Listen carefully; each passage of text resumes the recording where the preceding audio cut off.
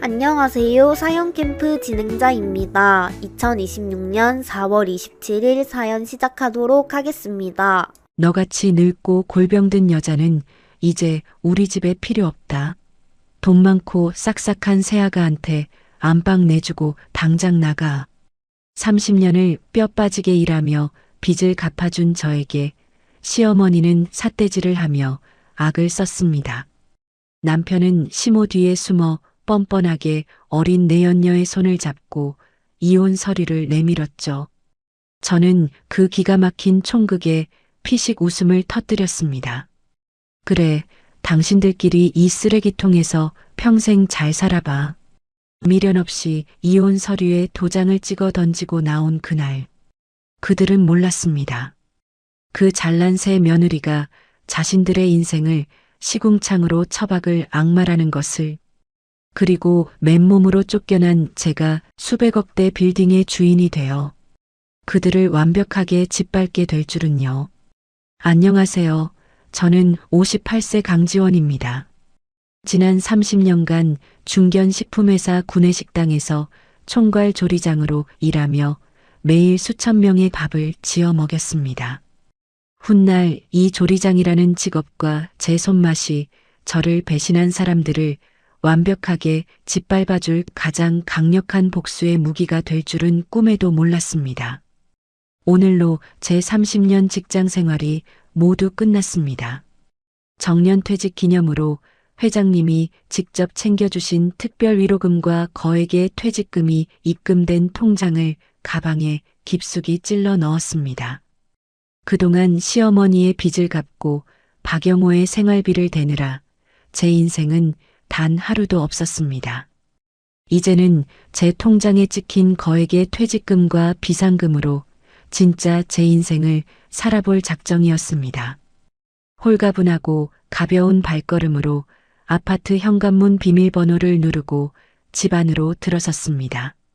현관문을 열자마자 거실에서 전혀 예상하지 못한 낯선 풍경이 펼쳐졌습니다. 처음 보는 40대 후반의 젊고 화려한 여자가 팔짱을 끼고 거실 한가운데 당당하게 서 있었습니다.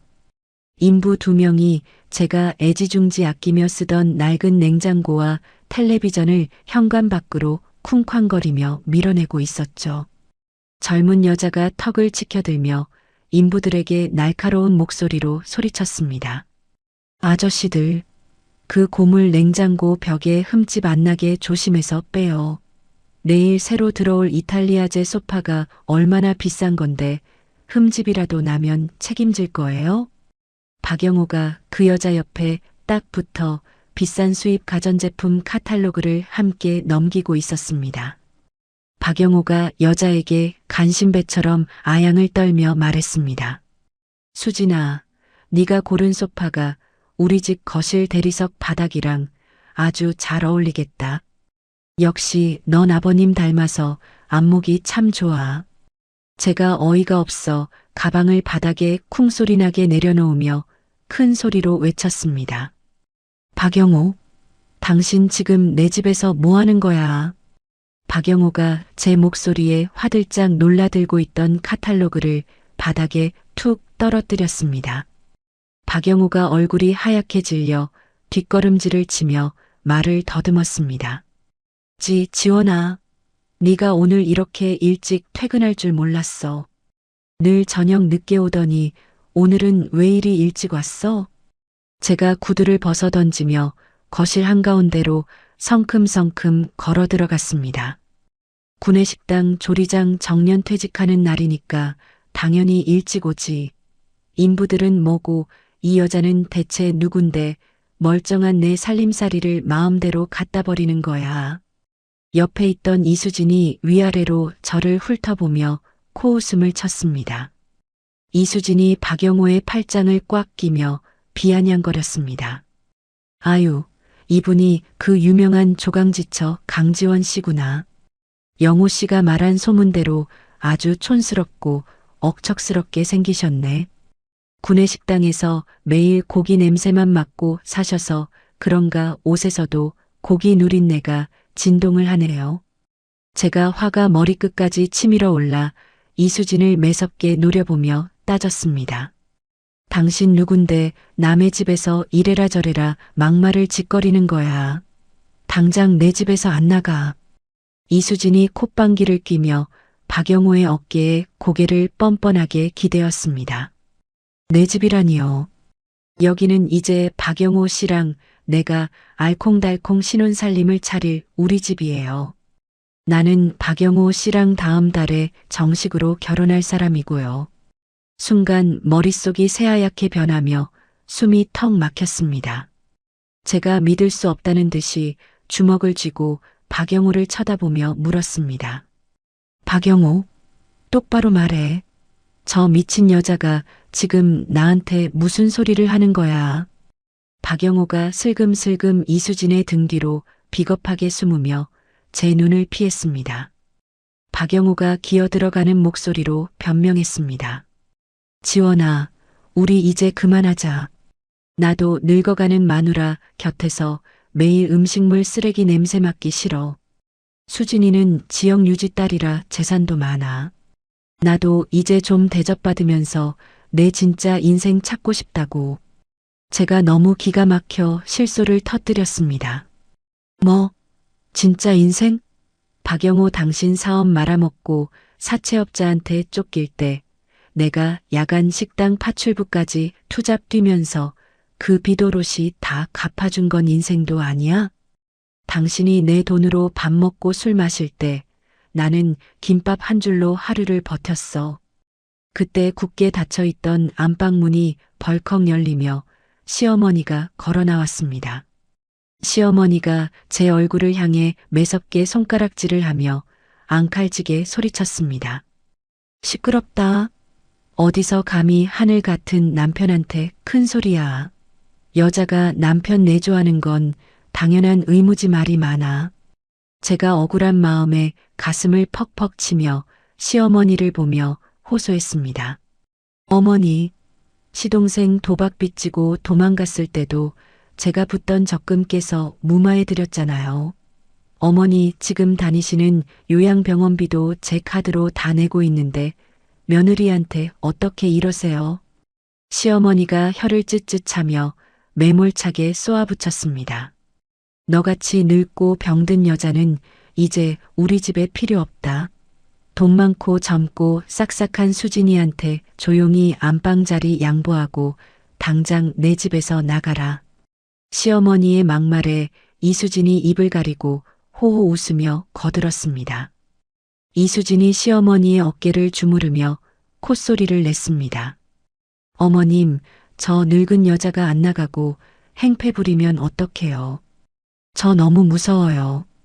빨리 쫓아내주세요.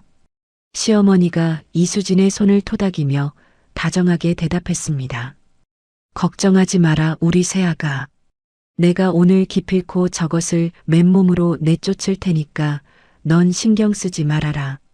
박영호가 시어머니 등 뒤에서 하얀 서류 봉투를 꺼내 제 앞으로 불쑥 내밀었습니다. 박영호가 헛기침을 하며 거들먹거리는 목소리로 말했습니다. 여기 협의이혼 의사확인 신청서야. 내 도장은 벌써 다 찍어놨으니까 너도 군말 없이 도장 찍어. 제가 부들부들 떨리는 손으로 서류 봉투를 거칠게 낚아챘습니다.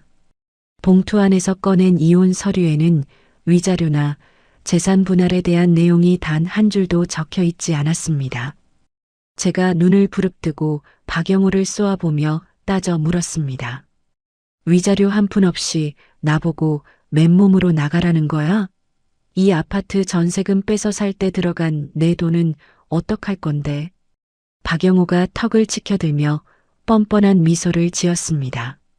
이 아파트는 진작에 우리 어머니 명의로 다 돌려놓고 명예 변경까지 완벽하게 끝냈어. 내 이름으로 된 재산은 이제 이 집에 하나도 없다는 소리야. 그러니까 위자료 달라는 구질구질한 소리 하지 말고 조용히 도장만 찍고 나가. 시어머니가 옆에서 맞장구를 치며 소리쳤습니다. 그래, 우리 영호 말이 100번 맞다. 넌 우리 집에 며느리로 시집와서 제대로 혼수해온 것도 없잖니. 당장 도장 찍고 꺼져라. 이수진이 화장대를 가리키며 얄밉게 말했습니다. 아, 그리고 안방에 있던 강지원 씨 싸구려 화장품들은 제가 다 쓰레기 봉투에 버렸어요. 제 피부는 예민해서 백화점 명품 브랜드 아니면 발진이 일어나거든요. 어차피 나갈 사람인데 제 화장대 공간 차지하는 게 싫어서요. 말을 마친 이수진이 자신의 명품 가방을 열더니 빳빳한 5만 원권 현금 뭉치를 꺼냈습니다. 이수진이 지폐 뭉치를 거실 탁자 위에 툭 던지며 저를 한껏 조롱했습니다. 나이든 여자가 당장 오갈 데 없이 불쌍하니까 이건 내가 특별히 주는 위로금이에요. 오늘 밤 싸구려 여간방이라도 잡고 뜨끈하게 푹 쉬어요. 탁자 위로 후루룩 쏟아진 돈을 보며 저는 분노를 넘어선 완벽한 해탈을 느꼈습니다.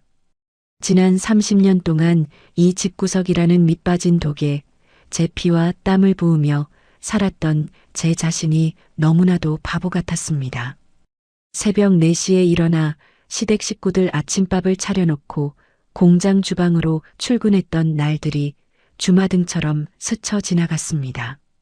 하지만 이제 제 가방 안에는 30년간 억척스럽게 일하며 모은 퇴직금과 비상금이 든 통장이 안전하게 들어 있었습니다. 더 이상 이 끔찍하고 기생충 같은 사람들에게 제 피 같은 돈을 뜯길 일도 지긋지긋한 시댁에 얽매일 필요도 없었습니다. 저는 박영호의 찌질한 얼굴을 빤히 쳐다보며 피식 웃음을 터뜨렸습니다. 그래, 아주 잘 생각했네. 나도 당신들 같은 짐덩어리들은 치가 떨려서 버리려던 참이었어. 제가 가방을 열어 빨간 인감 도장을 꺼낸 뒤 이혼 서류에 망설임 없이 쾅 찍었습니다. 제가 도장이 선명하게 찍힌 서류를 박영호의 가슴팍에 3개 집어 던졌습니다. 자, 얘다. 당신이 그렇게 원하던 도장 시원하게 찍어줬어. 박영호가 바닥에 떨어지는 서류를 허둥지둥 가슴에 안으며 당황한 눈으로 저를 쳐다봤습니다. 박영호가 믿을 수 없다는 듯이 더듬거리며 물었습니다. 너 정말로 위자료 한 푼 안 받고 쿨하게 도장을 찍은 거야? 제가 바닥에 흩어진 현금은 쳐다보지도 않고 시어머니를 향해 큰 소리로 말했습니다. 어머니, 돈 한 푼 못 버는 무능력한 아들 데리고 어디 한번 평생 잘 살아보세요. 수진 씨도 내 쓸모없는 남편 주워가서 아주 고맙네. 이수진이 얼굴을 붉히며 발끈해서 소리쳤습니다. 뭐라고요? 남편을 주워가다니요. 말이 너무 심한 거 아니에요. 제가 이수진을 향해 코웃음을 치며 통쾌하게 대답했습니다. 쓰레기통에 내다 버린 쓰레기를 수진 씨가 주워갔으니 주워간 거 맞지. 냄새나는 쓰레기 껴안고 평생 떵떵거리며 행복하게 살아봐. 저는 곧바로 안방으로 들어가 낡은 장롱문을 활짝 열었습니다. 제가 평소에 즐겨 입던 깨끗한 옷가지 몇 벌과 중요한 서류 파일만 대충 캐리어에 쑤셔 넣었습니다. 나머지 오래된 옷들과 불필요한 물건들은 모두 쓰레기통에 거칠게 처박아 버렸습니다. 제가 캐리어를 끌고 현관으로 당당하게 걸어 나오자 시어머니가 팔짱을 끼고 콧노래를 흥얼거렸습니다. 제가 현관문을 열고 나가기 전 마지막으로 박영호의 눈을 똑바로 보며 단호하게 통보했습니다. 내일 아침 9시 정각에 가정법원 앞으로 나와. 1분이라도 늦으면 소송 걸어서 당신 새 며느리 재산까지 싹 다 뒤엎어버릴 줄 알아. 박영호가 꿀꺽 침을 삼키며 겁먹은 표정으로 고개를 끄덕였습니다. 아, 알았어. 내일 아침에 늦지 않게 나갈게. 쾅 소리가 나게 아파트 현관문을 닫고 집을 빠져나왔습니다.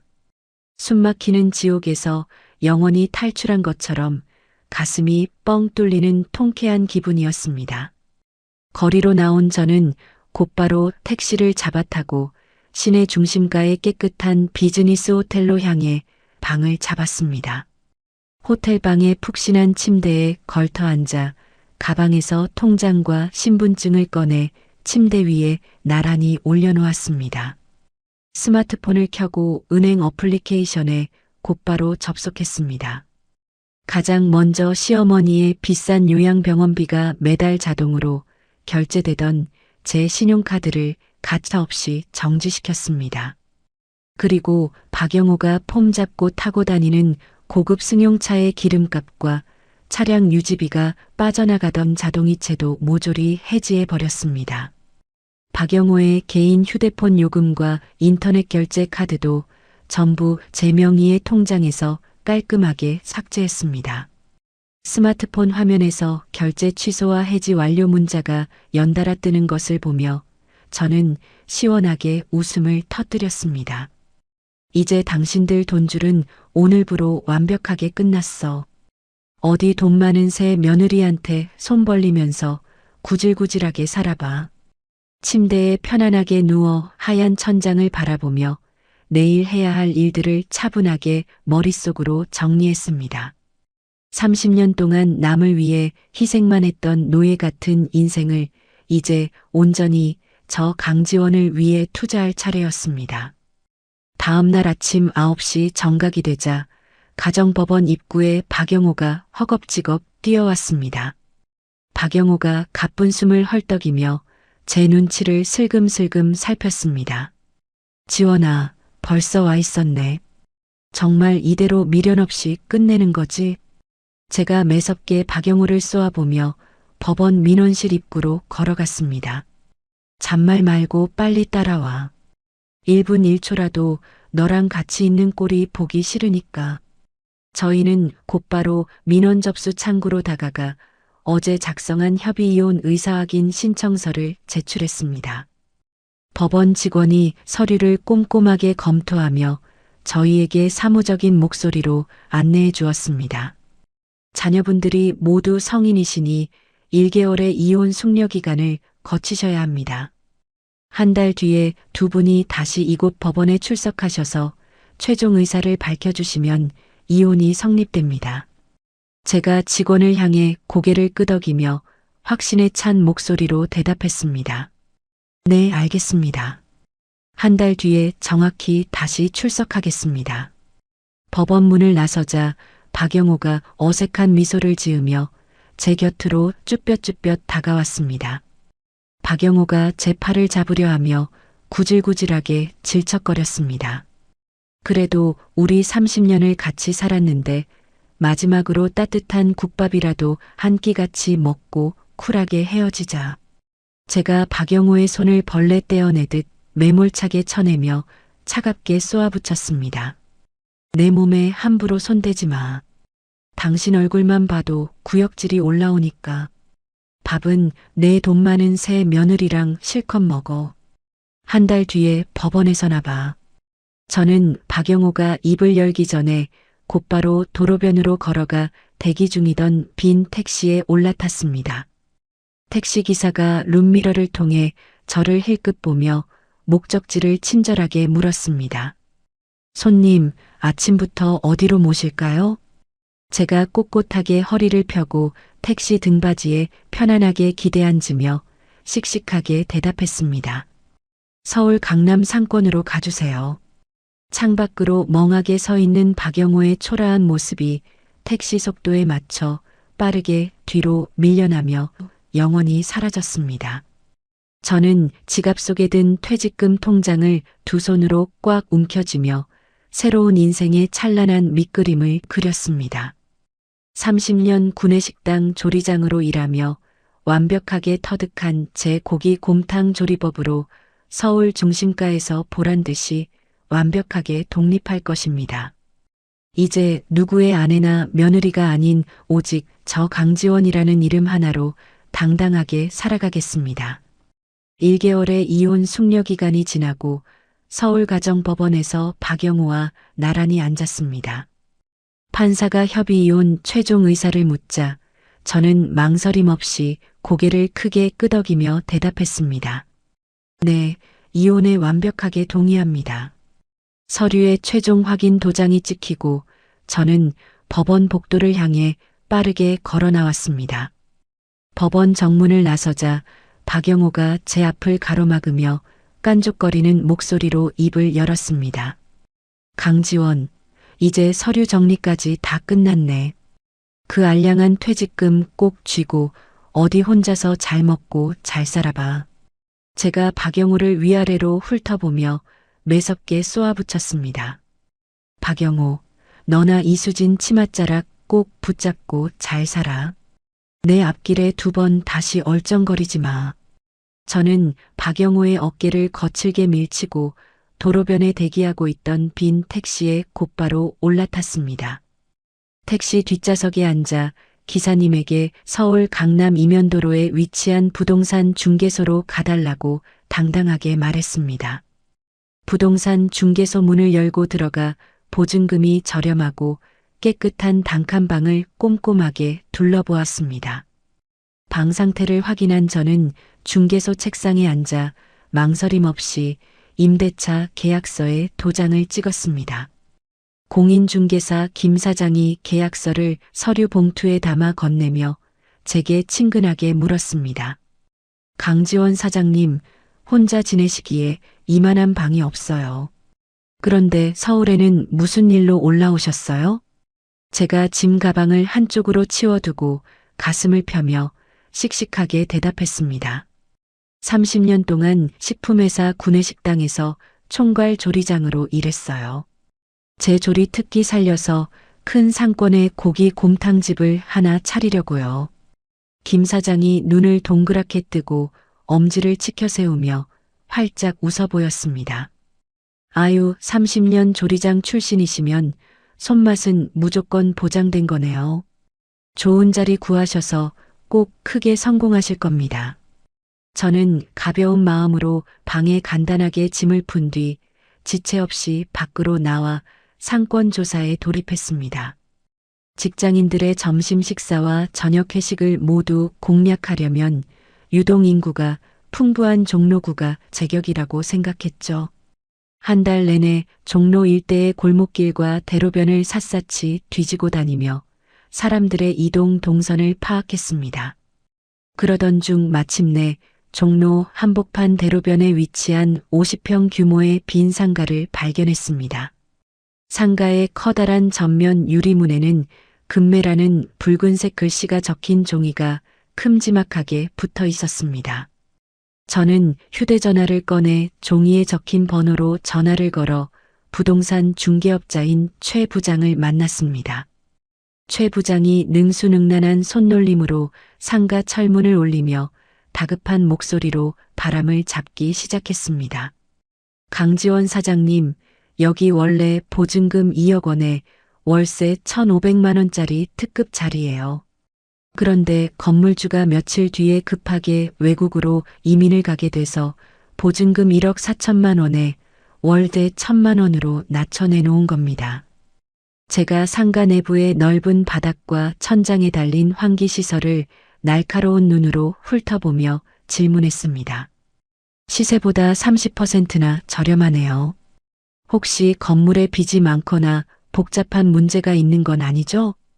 최 부장이 억울하다는 표정을 지으며 가죽 가방에서 두꺼운 서류 뭉치를 꺼내 제 눈앞에 바짝 들이밀었습니다. 사장님, 제가 종로 바닥에서만 20년을 일한 사람이에요. 여기 등기부등본이랑 건물주 신분증 사본 직접 두 눈으로 똑똑히 확인해 보세요. 은행 빚 하나 없는 아주 깨끗한 건물입니다. 제가 서류를 조심스럽게 받아들고 돋보기 안경을 쓴 채 글자 하나하나를 꼼꼼하게 읽어 내려갔습니다. 소유주 이름과 신분증 사본의 얼굴, 주민등록번호가 한치의 오차도 없이 완벽하게 일치했습니다. 제가 고개를 끄덕이며 서류를 돌려주자 최 부장이 제 손목을 살짝 잡아 끌며 계약을 재촉했습니다. 솔직히 말씀드리면 지금 이 파격적인 조건으로 대기하는 사람이 3명이나 더 있어요. 사장님이 오늘 당장 계약금 안 거시면 1시간 뒤에 올 다른 사람한테 넘깁니다. 다른 사람에게 이 좋은 자리를 뺏길지도 모른다는 생각에 마음이 덜컥 조급해졌습니다. 저는 휴대전화 은행 프로그램을 켜서 퇴직금과 비상금의 절반인 1억 4천만 원을 건물주 명의의 계좌로 단숨에 이체했습니다. 최 부장이 자신의 휴대전화로 입금 내역을 확인하고는 미리 준비해둔 임대차 계약서에 건물주의 도장을 쾅쾅 찍었습니다. 최 부장이 제게 계약서와 쇳덩이 열쇠 꾸러미를 건네며 깎듯이 허리를 숙였습니다. 사장님, 정말 축하드립니다. 열쇠 여기 있으니까 당장 내일 아침부터 내부 공사 시작하셔도 됩니다. 저는 상가 열쇠를 양손으로 꽉 쥐며 드디어 내 가게를 가졌다는 생각에 세상을 다 가진 듯 기뻐했습니다. 다음 날 아침, 저는 주방 설비와 내부 공사를 담당할 전문 시공업자인 이 소장을 상가 앞으로 불렀습니다. 이 소장이 줄자를 들고 상가 내부를 꼼꼼하게 측정하며 수첩에 숫자를 적어 내려갔습니다. 강지원 사장님, 여기 대형 가마솥 3개 나란히 걸고 바닥에 방수 타일 새로 깔려면 공사비로 5천만 원은 잡으셔야 해요. 제가 이 소장에게 착수금 2천만 원이 든 묵직한 봉투를 건네며 단호하게 신신당부했습니다. 돈은 달라는 대로 다 드릴 테니까 주방 방수 공사와 가스배관 공사만큼은 철저하게 해주세요. 내일 아침 8시부터 철거 작업 바로 들어가 주시고요. 이 소장이 돈 봉투를 위로 주머니에 챙겨 넣으며 자신만만하게 고개를 끄덕였습니다. 걱정하지 마십시오. 제가 내일 아침 일찍 철거팀 데리고 와서 아주 깔끔하게 바닥부터 다 뜯어내겠습니다. 다음 날 아침 8시 정각, 저는 이 소장과 철거 인부 3명을 데리고 부푼 마음으로 상가 문을 열었습니다. 하지만 상가 안으로 들어선 순간 저는 제 눈을 의심하며 그 자리에 우뚝 멈춰 섰습니다. 상가 안에서는 이미 낯선 인부 5-6명이 벽면을 쇠망치로 부수며 요란하게 공사를 진행하고 있었습니다. 안전모를 쓴 50대 중반의 남자가 매서운 눈으로 저를 노려보며 거친 발걸음으로 다가왔습니다. 남자가 제 앞을 2팔 벌려 가로막으며 퉁명스러운 목소리로 따져 물었습니다. 아줌마 누군데 남의 공사 현장에 함부로 밀고 들어와요? 흙먼지 날리니까 당장 밖으로 안 나가요? 제가 턱을 치켜들며 남자를 쳐다보고 목소리를 높여 소리쳤습니다. 남의 공사 현장이라니요. 내가 이 상가 정식으로 보증금 내고 계약한 강지원입니다. 아저씨야말로 남의 가게에서 당장 공사 멈추고 나가요. 남자가 어이가 없다는 듯 콧방귀를 뀌며 위로 주머니에서 구겨진 종이 한 장을 꺼내 제 눈앞에 펼쳤습니다. 무슨 말도 안 되는 소리야. 나 대형 고깃집 하려고 그저께 최 부장 통해서 보증금 1억 4천만 원 입금하고 계약한 오 사장이에요. 여기 내 이름 적힌 이 임대차 계약서 안 보여요? 오 사장이 내민 계약서를 본 순간 저는 거대한 돌덩이로 뒤통수를 3개 얻어맞은 듯 눈앞이 아찔해졌습니다. 오 사장의 계약서에 찍힌 건물주 이름과 도장이 제 가방에 있는 계약서와 하나도 틀리지 않고 똑같았기 때문입니다. 제가 덜덜 떨리는 손으로 제 가방 지퍼를 열고 계약서를 꺼내 오 사장 눈앞에 바짝 들이밀었습니다. 나도 이틀 전에 최 부장한테 보증금 전액 다 입금하고 똑같이 도장 찍었다고요. 이게 대체 어떻게 된 일이에요? 서로의 계약서가 똑같다는 것을 확인한 오 사장의 얼굴이 하얗게 질리며 굳어버렸습니다. 오 사장이 재빨리 주머니에서 휴대전화를 꺼내 경찰서 번호를 눌렀습니다. 경찰서죠. 여기 종로 대로변 상가인데 부동산 이중계약 사기를 당한 것 같습니다. 지금 바로 출동해 주세요. 10분 뒤 요란한 경고음 소리와 함께 경찰차가 도착했고 저희는 경찰관들과 함께 종로경찰서 수사팀으로 인계되었습니다. 경찰서 안에는 저와 오 사장 외에도 똑같은 계약서를 든 넉나간 표정의 피해자 3명이 더 앉아 있었습니다. 담당 형사가 두꺼운 서류 뭉치를 책상에 소리나게 내려놓으며 굳은 표정으로 입을 열었습니다. 최 부장이라고 속인 그 남자, 전국을 돌며 이중계약을 일삼는 전문 기획 사기꾼입니다.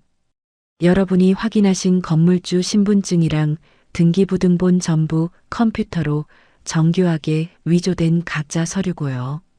제가 형사의 책상을 양손으로 강하게 짚으며 피가 마르는 심정으로 다급하게 물었습니다.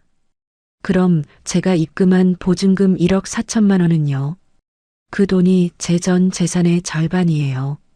그 돈은 확실하게 돌려받을 수 있는 거죠? 형사가 제 시선을 피하며 무거운 목소리로 대답했습니다. 사기꾼이 어제 피해자분들에게 돈을 받자마자 다른 사람 이름의 통장 여러 개를 거쳐서 외국 불법 도박 계좌로 돈을 전부 빼돌렸습니다. 냉정하게 말씀드려서 지금 당장 돈을 찾기는 어렵습니다.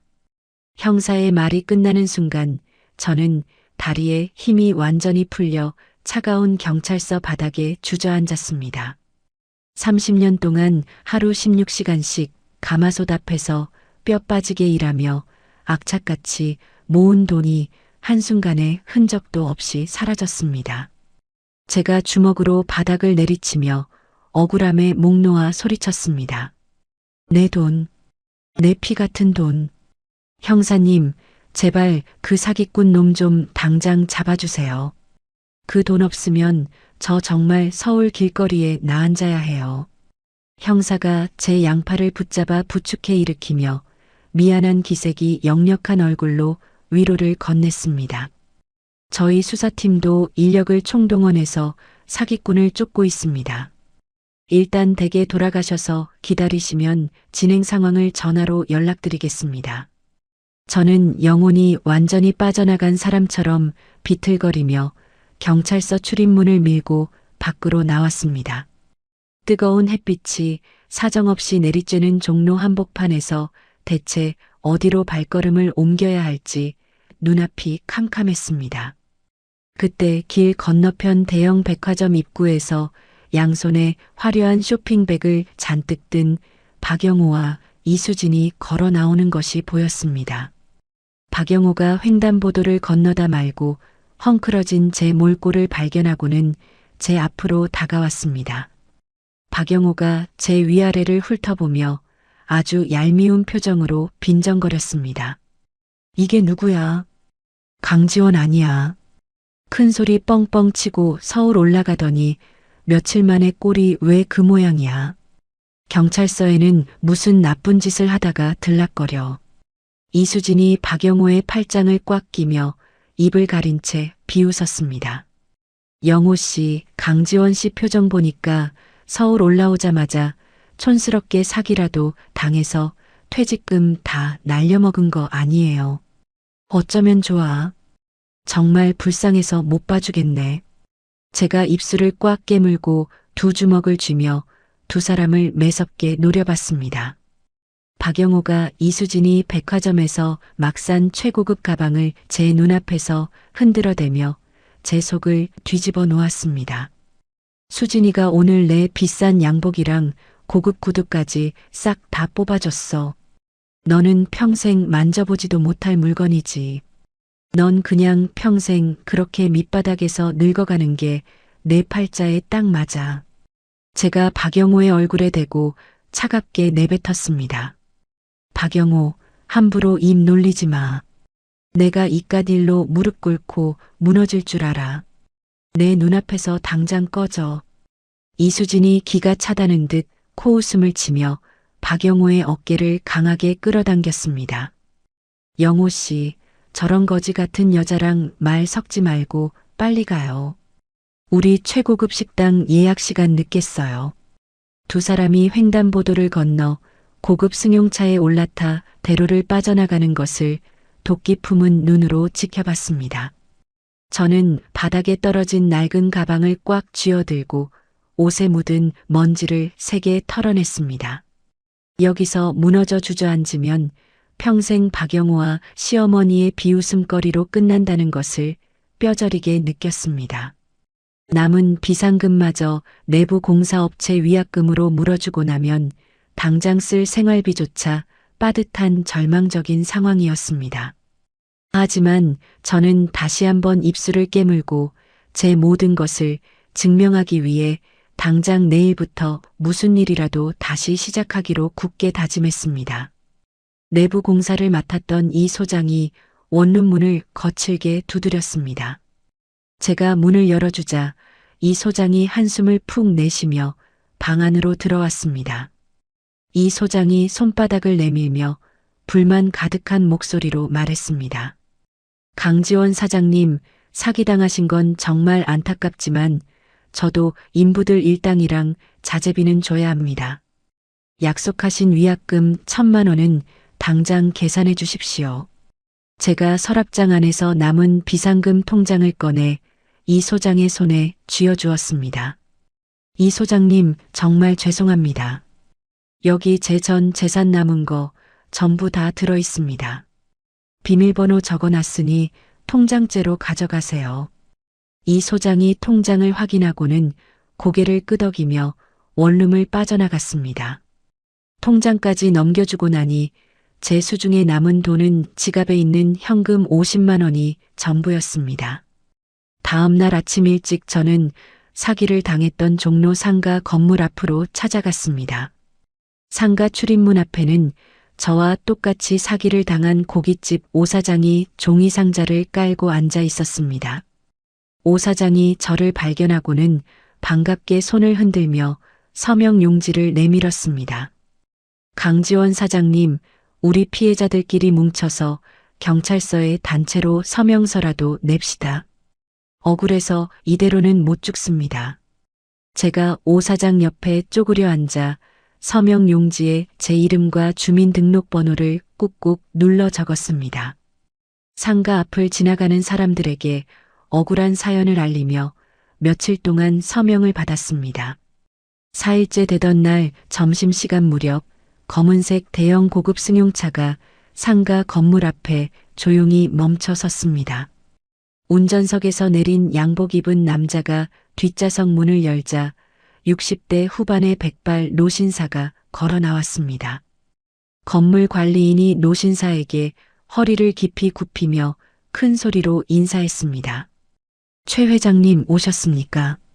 사기꾼 놈이 난리를 쳐놔서 건물 앞이 아주 어수선합니다. 저는 그 노신사가 이 건물의 진짜 주인이라는 사실을 직감하고 자리에서 벌떡 일어났습니다. 제가 가방에서 서류 뭉치를 꺼내 들고 최 회장 앞으로 달려가 길을 막아섰습니다. 건물 관리인이 제 어깨를 강하게 밀치며 소리쳤습니다.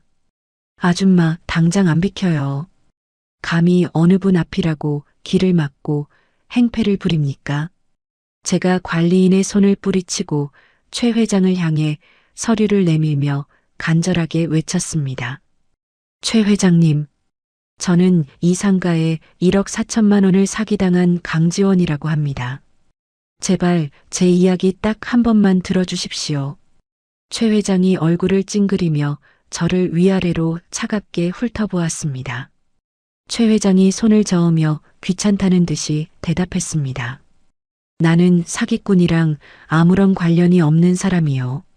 돈 잃어버린 건 안타깝지만 경찰서에 가서 따지시오. 최 회장이 발걸음을 돌리려 하자 제가 서류 뭉치를 최 회장의 가슴 앞쪽으로 바짝 들이밀었습니다. 회장님, 저 30년 동안 식품회사 총괄 조리장으로 일했습니다. 여기 제 30년 경력 증명서랑 곰탕집 사업 계획서입니다. 한 번만 읽어봐 주십시오.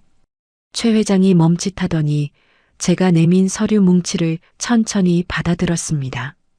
최 회장이 돋보기 안경을 꺼내 쓰고 제 사업 계획서를 무심하게 넘기기 시작했습니다. 처음에는 심드렁하던 최 회장의 표정이 서류를 넘길수록 조금씩 진지하게 변했습니다. 최 회장이 고개를 들어 저를 바라보며 날카로운 목소리로 질문했습니다. 강지원 씨라고 했소? 식재료원가 계산이랑 대량 조리 과정을 아주 치밀하게 짜놓았군. 고기 비율 계산은 본인이 직접 한 거요. 제가 두 주먹을 불끈 쥐고 최 회장의 눈을 똑바로 쳐다보며 대답했습니다. 네. 30년 동안 수천 명의 밥을 먹이면서 익힌 제 기술입니다. 식재료 원가는 10원 단위까지 정확하게 맞출 수 있습니다. 최 회장이 서류를 덮고 턱을 쓰다듬으며 잠시 생각에 잠겼습니다. 최 회장이 건물 관리인에게 손짓하며 지시했습니다. 박 소장, 길 건너편에 우리 건물 1층 식당 주방 비어 있지. 거기로 이 사람 안내하시오. 최 회장이 저를 향해 서류를 돌려주며 단호한 목소리로 조건을 걸었습니다. 강지원 씨, 내가 당신의 그 30년 경력과 치밀한 계산을 한번 믿어보겠소. 내일 아침 8시까지 그 빈 주방에서 나와 우리 회사 임원들을 만족시킬 곰탕을 끓여내시오. 제가 놀란 눈으로 최 회장을 쳐다보자 최 회장이 말을 이었습니다. 당신이 끓인 곰탕 맛이 내 기준을 통과한다면 이 사기당한 50평 상가를 당신에게 내어주겠소. 하지만 맛이 없다면 당장 내 건물 앞에서 짐 싸서 떠나시오. 저는 세상을 다 얻은 것처럼 기뻐하며 최 회장에게 허리를 깊숙이 숙여 인사했습니다. 감사합니다. 정말 감사합니다, 회장님. 내일 아침 최고로 맛있는 곰탕을 대접하겠습니다.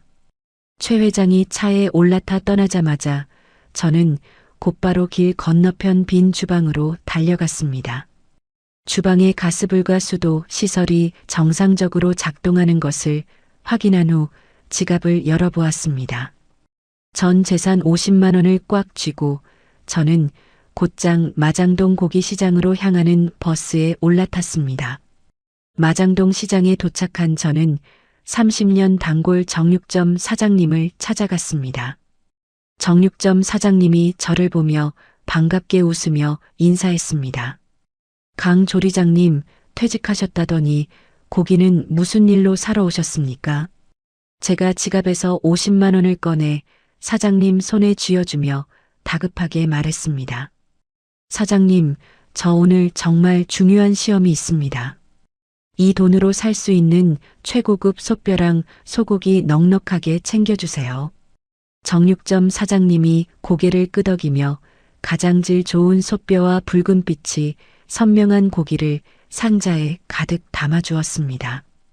양손 무겁게 고기 상자를 들고 다시 종로의 빈 주방으로 돌아왔습니다. 시계는 이미 저녁 6시를 가리키고 있었습니다. 저는 팔을 걷어붙이고 커다란 통에 물을 받아 고기의 핏물을 빼기 시작했습니다. 밤 10시가 넘어가자 저는 대형 가마솥에 불을 켜고 뼈를 끓여내기 시작했죠. 가마솥에서 뜨거운 김이 피어오르며 주방 안을 가득 채웠습니다.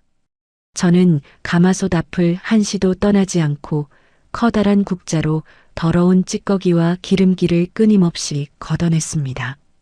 새벽 3시쯤 핏물을 빼둔 소고기를 가마솥에 통째로 넣고 불 조절을 세밀하게 마쳤습니다. 이마에서 흐르는 땀이 눈을 찔렀지만 수건으로 대충 닦아내며 곰탕 냄새에 집중했습니다.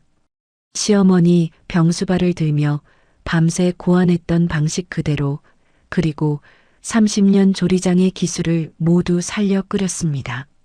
날이 밝아오고 아침 7시가 되자 가마솥에서는 뽀얗고 맑은 국물이 진한 냄새를 풍기며 완성되었습니다. 아침 8시 정각 주방 문이 열리며 최 회장과 양복을 입은 회사 임원 4명이 줄지어 들어왔습니다.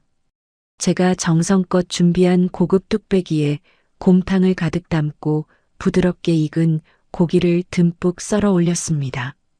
뚝배기 5그릇을 쟁반에 받쳐 최 회장과 임원들 앞에 식탁에 내려놓았습니다.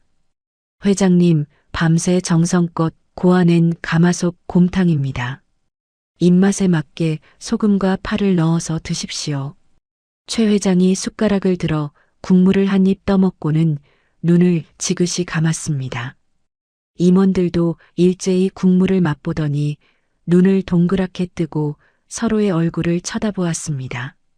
한 임원이 고기를 양념에 찍어 먹으며 크게 감탄했습니다. 회장님, 국물이 아주 맑고 깊습니다.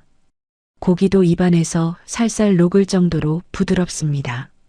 다른 임원도 뚝배기를 들고 국물을 마시며 칭찬을 아끼지 않았습니다. 제가 평생 먹어본 곰탕 중에 단연 최고입니다. 나쁜 냄새가 하나도 안 나고 깔끔합니다. 최 회장이 뚝배기 바닥이 보일 정도로 국물을 전부 마신 뒤 숟가락을 탁 소리나게 내려놓았습니다. 최 회장이 입을 닦으며 저를 바라보고 환하게 웃었습니다. 강지원 씨, 내가 사람 보는 눈은 아주 정확하오. 당신의 30년 세월이 이 국물 한 그릇에 완벽하게 담겨 있군. 제가 떨리는 두 손을 모으고 최 회장을 쳐다보며 긴장된 목소리로 물었습니다. 회장님, 그럼 제 곰탕이 시험에 합격한 것입니까? 최 회장이 자리에서 일어나 제 손을 굳게 맞잡으며 힘주어 말했습니다. 합격이고 말고 당장 오늘 오후에 내 사무실로 올라오시오. 사기당했던 그 1층 50평 상가 계약서를 다시 씁시다. 그날 오후 저는 최 회장의 넓은 사무실 의자에 앉아 새로운 임대차 계약서를 꼼꼼하게 읽어 내려갔습니다. 최 회장이 펜을 제게 건네며 파격적인 계약 조건을 설명했습니다. 보증금은 한 푼도 받지 않겠소. 대신 매달 식당에서 나오는 전체 매출의 20%를 임대료로 지급하시오. 주방에 필요한 기계들도 내가 전부 빌려주겠소. 제가 너무 놀라 자리에서 벌떡 일어나며 소리쳤습니다. 회장님, 보증금도 없이 상가를 내어주시는 건 저한테 너무 큰 혜택입니다. 정말 이렇게 계약해도 괜찮으십니까? 최 회장이 크게 웃음을 터뜨리며 손을 저었습니다. 나는 빈 상가를 놀리느니 당신같이 실력 있는 사람을 키워서 건물을 살리는 게 훨씬 남는 장사요. 잔말 말고 계약서에 도장이나 찍으시오. 저는 고마운 마음에 눈물을 삼키며 계약서에 제 이름과 도장을 꾹 눌러 찍었습니다. 며칠 뒤 저는 최 회장이 빌려준 주방 기계들을 상가에 설치하고 최소한의 식탁과 의자만 채워 넣었습니다. 상가 외부 간판에는 종로 가마솥 곰탕이라는 이름을 크고 투박한 글씨로 적어 올렸습니다. 화려한 개업 행사나 알림장 홍보도 없이 조용히 식당 문을 열었습니다. 점심시간이 되자 목에 신분증을 건 회사원들이 하나둘씩 식당 안으로 들어오기 시작했습니다. 저는 주방에서 가마솥 불을 조절하며 뚝배기에 밥과 고기를 쉴 새 없이 담아냈습니다. 국밥을 맛본 손님들의 입에서 여기저기 감탄사가 터져나왔습니다. 여기 국물 진짜 진하다. 다른 재료 맛도 하나도 안 나고 깔끔하네. 고기 양도 엄청 많아. 내일 점심에 우리 부서 사람들 다 데리고 여기로 와야겠다. 빈자리가 하나도 없을 정도로 50평 식당이 회사원들로 가득 찼습니다. 오후 2시가 되자 제가 아침에 끓여둔 200인분의 국물이 완전히 바닥을 보였습니다. 저는 가게 문에 재료가 모두 떨어져 장사를 마친다는 종이를 붙였습니다. 단 2시간 만에 준비한 음식을 모두 팔았다는 사실에 온몸에 짜릿한 기분이 흘렀습니다. 앞치마를 벗어 던지고 빈 가마솥을 닦으며 저는 새로운 희망으로 가슴이 터질 듯 벅차올랐습니다. 종로 한복판에 문을 연 가마솥 곰탕은 오픈 한 달 만에 기적 같은 성과를 이루어냈습니다. 매일 점심시간이 시작되기도 전에 50평 규모의 식당 앞에는 대기업 직장인들이 수십 미터씩 길게 줄을 섰습니다. 하루 평균 1000그릇이 넘는 뚝배기가 주방에서 쉴 새 없이 나갔고 식당 안은 발 디딜 틈 없이 북적였습니다. 저는 새벽 4시에 출근해 펄펄 끓는 가마솥 3개를 동시에 관리하며 눈코 뜰 새 없이 바쁜 하루를 보냈습니다. 밀려드는 손님을 도저히 혼자 감당할 수 없어 직원을 대거 채용하기로 마음먹었습니다. 저는 식당 유리문에 50대 이상 중장년 여성 우대라는 큼지막한 구인 공고를 직접 써서 붙였습니다. 며칠 뒤 저와 비슷한 연배의 아주머니들이 식당으로 찾아와 면접을 보았습니다. 제가 면접을 보러 온 아주머니들의 거친 손과 피곤한 얼굴을 보며 따뜻하게 물었습니다. 다들 식당 주방이나 홀 서빙 경험은 있으신가요? 우리 가게는 몸이 좀 고될 텐데 괜찮으시겠어요? 한 아주머니가 절박한 표정으로 제 손을 덥석 잡으며 대답했습니다. 사장님, 저 남편 사업 망하고 식당 설거지부터 파출부까지 안 해본 일이 없습니다. 제발 일만 시켜주시면 뼈가 부서지도록 열심히 하겠습니다. 그 아주머니의 간절한 눈빛에서 30년간 시댁빚에 시달리던 제 과거의 모습이 겹쳐 보였습니다. 저는 망설임 없이 면접을 보러 온 5,060대 여성 10명을 정규직 직원으로 전원 채용했습니다. 직원들이 출근한 첫날, 저는 30년 구내식당 총괄 조리장의 노하우를 바탕으로 주방 시스템을 완전히 뜯어고쳤습니다. 제가 주방 한가운데 서서 직원들에게 동선을 지시하며 큰 소리로 교육했습니다. 자, 파 써는 분은 오른쪽 싱크대에서 파만 전담하시고 고기 써는 분은 도마 앞에서 고기 두께만 신경 쓰세요. 뚝배기에 국물 붓는 건 제가 직접 가마솥 앞에서 하겠습니다.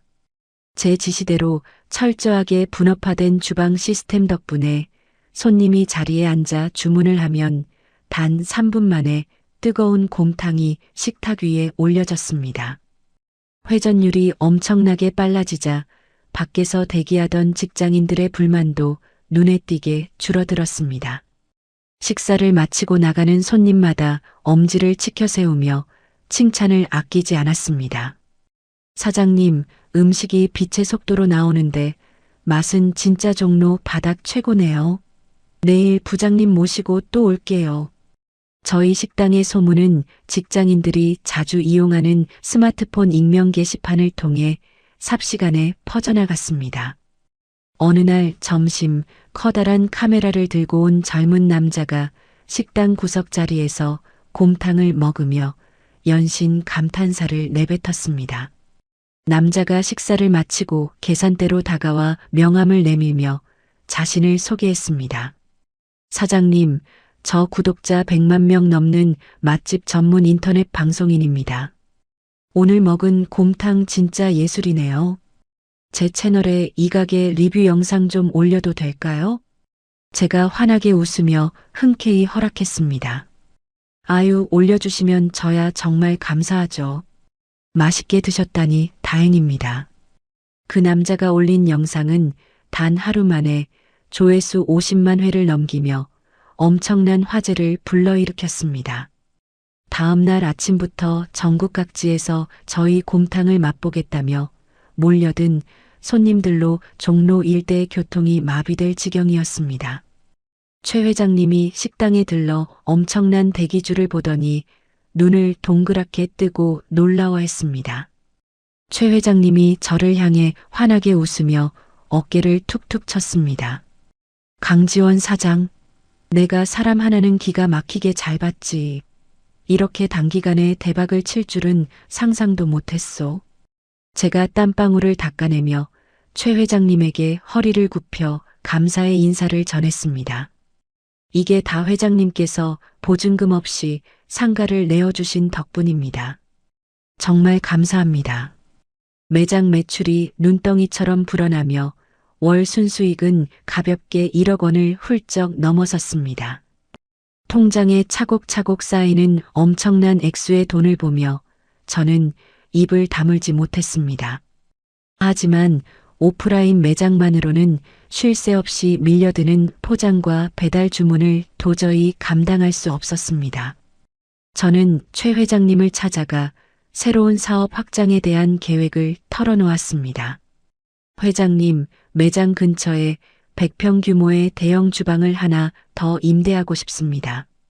거기서 포장용 곰탕만 전문적으로 대량 생산할 계획입니다. 최 회장님이 턱을 쓰다듬으며 아주 흥미롭다는 표정으로 제 사업 계획에 동의했습니다. 아주 좋은 생각이요. 매장과 대형 주방을 분리하면 생산성이 훨씬 높아질 거요. 필요한 자금이 있으면 언제든 말하시오. 저는 곧바로 식당에서 10분 거리에 있는 대형 상가를 임대해 오직 포장 곰탕만 생산하는 중앙 주방을 완벽하게 구축했습니다. 새로 고용한 직원 20명이 중앙 주방에서 진공 포장 기계로 하루 5,000개의 곰탕을 찍어냈습니다. 인터넷 쇼핑몰에 종로 가마솥 곰탕이라는 이름으로 판매 글을 올리자마자 반응은 폭발적이었습니다. 판매 시작 버튼을 누른 지 불과 10분 만에 준비했던 첫날 물량 5,000개가 전부 매진되었다는 알림음이 요란하게 울렸습니다. 제가 스마트폰 화면에 찍힌 매진 글자를 보며 주방 직원들을 향해 만세를 불렀습니다. 여러분, 10분 만에 5,000개가 다 팔렸어요. 우리 내일부터는 물량 2배로 늘려서 만들어야겠어요. 직원들이 서로 부둥켜 안고 환호성을 지르며 눈물을 글썽였습니다. 매장 수익과 인터넷 판매 수익이 합쳐지자 제 재산은 1년 만에 기하급수적으로 불어났습니다. 저는 그동안 차곡차곡 모은 수익금 통장 여러 개를 챙겨 들고 강남구의 한 고급 아파트 분양 사무소로 향했습니다. 분양 직원이 으리으리한 60평대 아파트 모형 앞에서 친절하게 설명했습니다. 사장님, 이 아파트는 한강이 한눈에 내려다 보이는 최고급 조망권입니다. 분양가가 좀 높아서 보통 대출을 많이 끼고 들어가시죠. 제가 지갑에서 통장 뭉치를 꺼내 직원 책상 위에 소리나게 올려놓으며 쿨하게 대답했습니다. 대출 같은 거 필요 없고요. 이 아파트 전액 현금으로 지금 당장 계약하겠습니다. 직원이 눈을 커다랗게 뜨고 제 통장 잔고를 확인하더니 90도로 허리를 굽히며 계약서를 내밀었습니다. 계약서에 도장을 찍고 강남의 최고급 아파트 열쇠를 건네받는 순간 이혼하던 날 저를 길거리에 버렸던 박영호와 시어머니의 찌질한 얼굴이 떠올랐습니다. 이제 나 강지원은 당신들 같은 쓰레기들이 감히 쳐다보지도 못할 강남 최고급 아파트 사모님이 됐어. 저는 곧바로 최고급 외제차 매장으로 달려가 번쩍이는 최신형 대형 세단을 일시불로 뽑았습니다. 세련된 명품 정장을 빼입고 외제차 운전석에 앉아 직접 핸들을 잡았습니다. 최 회장님이 제가 새로 뽑은 차를 보고 흡족한 미소를 지으며 제게 새로운 제안을 했습니다. 강 대표, 이제 완전히 억대 연봉의 기업가가 다 되었군. 내친 김에 내가 소유한 다른 지역 상가 건물 관리도 좀 맡아주겠소? 강 대표의 꼼꼼한 경영 능력이면 충분히 믿고 맡길 수 있겠소. 제가 차에서 내려 최 회장님과 굳게 악수하며 자신감 넘치는 목소리로 대답했습니다. 저를 그렇게 믿어주시니 감사할 따름입니다.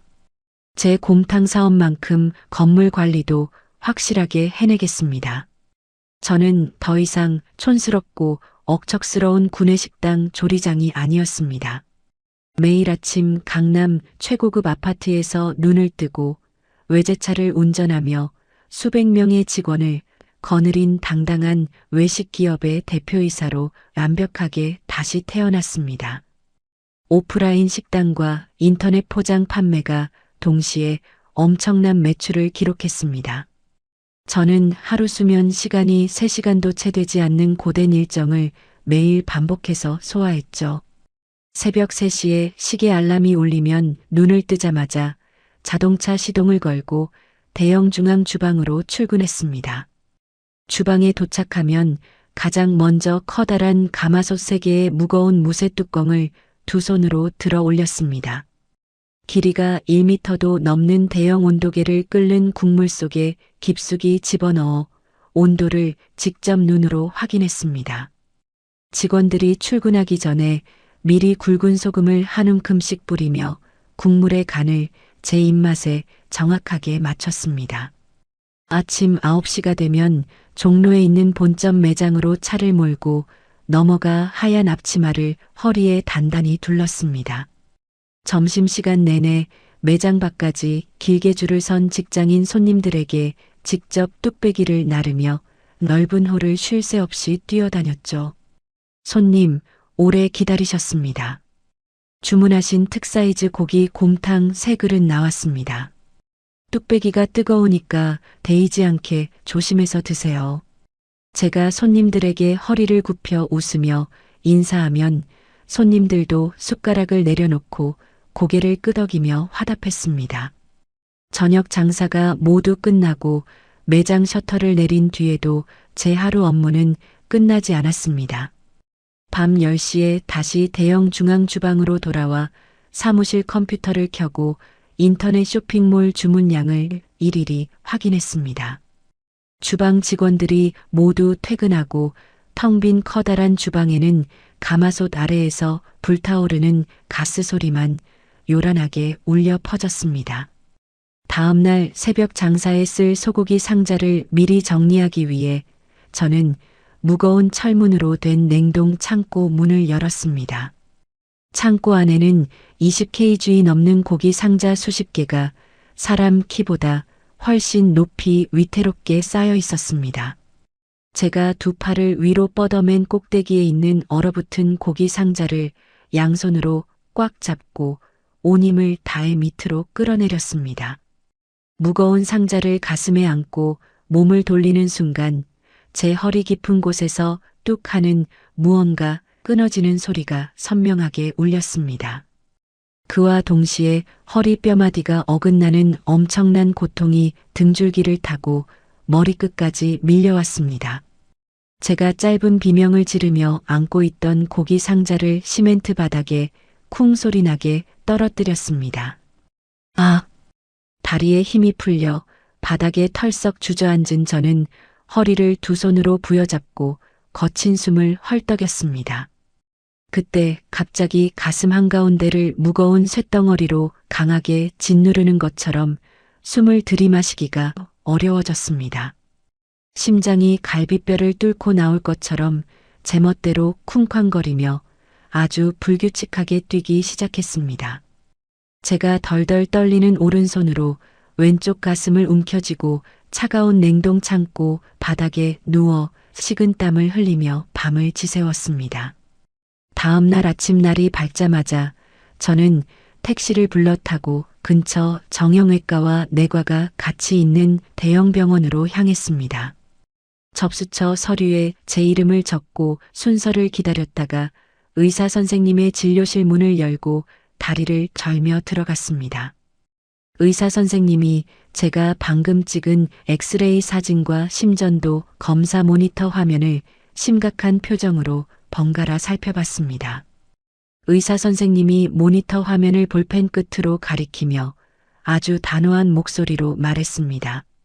강지원 사장님, 지금 허리 디스크가 심하게 파열되어서 다리로 내려가는 신경을 완전히 누르고 있습니다. 당장 수술복으로 갈아입고 입원해서 허리 수술부터 받으셔야 합니다. 제가 동그랗게 놀란 눈으로 의사 선생님을 쳐다보며 다급한 목소리로 물었습니다. 수술이라니요? 장사하느라 무리해서 근육이 놀란 거 아닙니까? 며칠 쉬면서 약 먹고 찜질하면 낫는 거 아니에요. 의사 선생님이 고개를 강하게 가로저으며 깊은 한숨을 내쉬었습니다. 허리도 당장 수술해야 할 판인데 심장 박동이 아주 불규칙하게 뛰는 부정맥 증상까지 겹쳐서 상태가 심각합니다. 모든 일을 중단하고 3개월 동안 무조건 병원 침대에 누워서 절대 안정을 취하셔야 합니다. 제 경고 무시하시면 정말 생명이 위험해집니다. 의사 선생님의 무서운 경고를 듣는 순간 제 머릿속이 하얗게 비워졌습니다. 하지만 저는 당장 내일 모레 전국으로 방송되는 대형 홈쇼핑 채널에서 제 곰탕을 처음으로 판매하는 생방송 일정이 잡혀 있었습니다. 제가 책상을 두 손으로 짚고 간신히 자리에서 일어나며 의사 선생님에게 간절하게 부탁했습니다. 선생님, 저 모레 아주 중요한 홈쇼핑 생방송 무대에 직접 나가야 합니다. 허리 수술은 방송이 끝나고 다시 와서 받을 테니까 당장 안 아프게 진통제 주사 좀 놔주세요. 의사 선생님이 미간을 찌푸리며 답답하다는 듯이 목소리를 높였습니다. 사장님, 회사 매출 올리는 것도 중요하지만 사람 목숨이 100배는 더 중요합니다. 진통제 주사 몇 방으로 버틸 수 있는 가벼운 상태가 절대 아닙니다. 제가 의사 선생님의 하얀 가운 소매 끝을 두 손으로 꽉 붙잡고 허리를 깊이 숙였습니다. 선생님, 제발 한 번만 부탁드립니다. 저만 바라보는 수십 명 직원들 밥줄이 걸린 첫 방송입니다. 딱 3일만 버틸 수 있게 병원에서 제일 독한 진통제로 처방해 주세요. 제 지독한 고집을 꺾지 못한 의사 선생님은 결국 인터폰으로 간호사를 불러 진통제 주사를 넉넉하게 준비시켰습니다. 간호사가 주사실 침대에 저를 눕히고 엉덩이에 아주 뻐근하고 강한 진통제 주사를 2대나 연속으로 놓았습니다. 의사 선생님이 플라스틱이 덧대어진 두꺼운 허리 보호대를 제 배와 허리에 단단하게 조여 감아주며 다시 한번 경고했습니다. 이 허리 보호대 잘 때도 절대 풀지 마시고 생방송 끝나자마자 무조건 우리 병원 응급실로 달려오셔야 합니다. 저는 병원 문을 절뚝거리며 나서면서 약국에서 처방받은 독한 진통제 알약 수십 개를 가방에 가득 챙겨 넣었습니다. 생방송 당일 아침, 저는 허리 보호대가 카메라에 보이지 않도록 품이 아주 넉넉하고 두꺼운 윈옷을 입고 방송국 스튜디오로 출근했습니다. 방송국 대기실 문을 열고 들어가자 홈쇼핑 방송 담당 책임자가 자리에서 일어나 저를 반갑게 맞이했습니다. 강지원 대표님, 아침 일찍 오시느라 고생 많으셨습니다. 오늘 대표님 방송을 우리 채널에서 시청률이 제일 잘 나오는 황금 시간대에 배치했습니다. 제가 대기실 탁자에 놓인 물병을 열어 진통제 알약 3개를 한꺼번에 꿀꺽 삼키며 씩씩한 목소리로 대답했죠. 신경 써서 좋은 시간대 주셔서 정말 감사합니다. 제가 가마솥에서 직접 정성껏 고아내는 조리 과정을 시청자분들께 확실하게 보여드리겠습니다. 화려한 방송용 조명이 켜진 생방송 스튜디오 한가운데에는 저희 중앙 주방에서 쓰는 것과 똑같이 생긴 커다란 가마솥 세트가 웅장하게 설치되어 있었습니다. 세련된 화장을 한 여자 쇼호스트가 카메라 정면을 바라보며 활기차고 아주 들뜬 목소리로 생방송을 시작했습니다. 시청자 여러분, 종로 한복판에서 수많은 직장인들이 매일 점심시간마다 줄을 서서 먹는 바로 그 전설의 가마솥 곰탕입니다. 오늘 그 맛을 직접 만들어내신 강지원 대표님을 스튜디오에 어렵게 모셨습니다. 제가 1번 카메라 렌즈 위에 빨간 불이 켜진 것을 확인하고 허리를 반듯하게 펴며 환하게 웃으며 인사를 건넸습니다. 전국에 계신 시청자 여러분 안녕하세요. 종로 가마솥 곰탕 대표 강지원입니다. 제가 30년 동안 가족들 밥상을 차리는 어머니의 마음으로 정성껏 고아낸 진짜 곰탕 국물을 오늘 확실하게 보여드리겠습니다. 저는 제 팔뚝보다 두꺼운 나무 국자를 양손으로 꽉 쥐고 펄펄 끓는 스튜디오 가마솥 안을 힘차게 둥글게 저었습니다. 무거운 국자를 위로 들어 올릴 때마다 허리뼈가 찌릿거리고 가슴에 엄청난 통증이 파도처럼 밀려왔지만 저는 카메라 앞에서 절대 미소를 잃지 않았습니다. 여자 쇼호스트가 뚝배기에 가득 담긴 국물을 숟가락으로 한 입 마시고 눈을 크게 뜨며 과장된 표정으로 소리쳤습니다. 와, 여러분 뚝배기 안에 고기 듬뿍 들어간 것 좀 보세요. 국물은 또 얼마나 맑고 진한지 제 입술에 끈적하게 쩍쩍 달라붙습니다. 방송 보시는 여러분 당장 휴대전화기 들고 주문 버튼 누르셔야 합니다. 방송국 책임자가 스튜디오 구석 카메라 뒤에서 저를 향해 10손가락을 쫙 펴 보이며 흥분한 목소리로 외쳤습니다. 강 대표님, 방송 시작한 지 10분 만에 벌써 1만 세트 팔려나갔습니다. 지금 전국에서 주문 전화가 폭주해서 상담원 연결이 지연되고 있습니다. 제가 카메라 렌즈를 똑바로 쳐다보며 제 평생의 자부심을 담아 진정성 있는 목소리로 자세하게 설명했습니다. 저희 곰탕은 공장에서 찍어내는 방부제나 화학 조미료를 단 한 톨도 넣지 않습니다.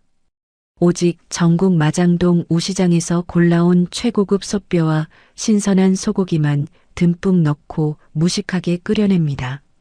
자라나는 우리 아이들 밥 말아 먹이기에 이보다 더 믿음직한 고기 반찬이 없습니다. 제 말이 끝나기가 무섭게 방송화면 오른쪽 아래에 표시된 주문 수량 숫자가 무서운 속도로 쭉쭉 올라가기 시작했습니다. 통증 때문에 이마에서 차가운 식은땀이 비 오듯 쏟아졌고 두 다리가 사시나무처럼 후들거렸지만 저는 가마솥 앞을 두 발로 굳건하게 버티고 섰습니다. 생방송 시작 40분이 지나자 스튜디오 전체 천장에서 요란한 사이렌 소리가 왱왱거리며 울려 퍼졌습니다. 여자 쇼호스트가 두 팔을 번쩍 위로 들어 올리며 아주 감격에 겨운 목소리로 크게 외쳤습니다. 매진입니다, 여러분. 오늘 준비한 3만 세트 물량이 단 40분 만에 전량 매진되었습니다. 우리 홈쇼핑 채널 식품 방송 역사상 가장 빠른 최단 시간 매진 대기록입니다. 강지원 대표님 정말 진심으로 축하드립니다. 제가 쇼호스트를 향해 고개를 숙여 깊은 감사 인사를 하는 순간 스튜디오 천장에 매달린 방송 종료를 알리는 붉은 조명이 탁 꺼졌습니다. 카메라 불빛이 꺼지자마자 제가 독한 진통제로 억누르고 있던 끔찍한 통증이 제 온몸의 핏줄을 한꺼번에 덮쳤습니다. 제가 양손에 꽉 쥐고 있던 무거운 나무 국자가 땀에 미끄러지며 바닥에 날카로운 소리를 내며 쨍그랑 떨어졌습니다. 제가 다리를 비틀거리다 결국 스튜디오의 딱딱한 나무 바닥으로 쿵 소리를 내며 의식을 잃고 앞으로 고꾸라졌습니다. 스튜디오 안에서 방송 화면을 지켜보던 방송국 직원들과 진행자의 다급하고 날카로운 비명소리가 터져 나왔습니다. 강 대표님, 눈 좀 떠보세요. 누가 빨리 119 구급차 좀 불러요. 책임자가 제 어깨를 두 손으로 붙잡고 마구 흔들었지만 저는 아무런 대답도 하지 못한 채 눈을 감았습니다. 얼마의 끔찍한 시간이 지났는지 제 귓가에 삐익거리는 심장 박동 모니터 기계음 소리가 아주 희미하게 들려왔습니다. 제가 천근만근 무거운 눈꺼풀을 간신히 들어 올리자 눈앞에 새하얀 병원 응급실 천장이 흐릿하게 보였습니다.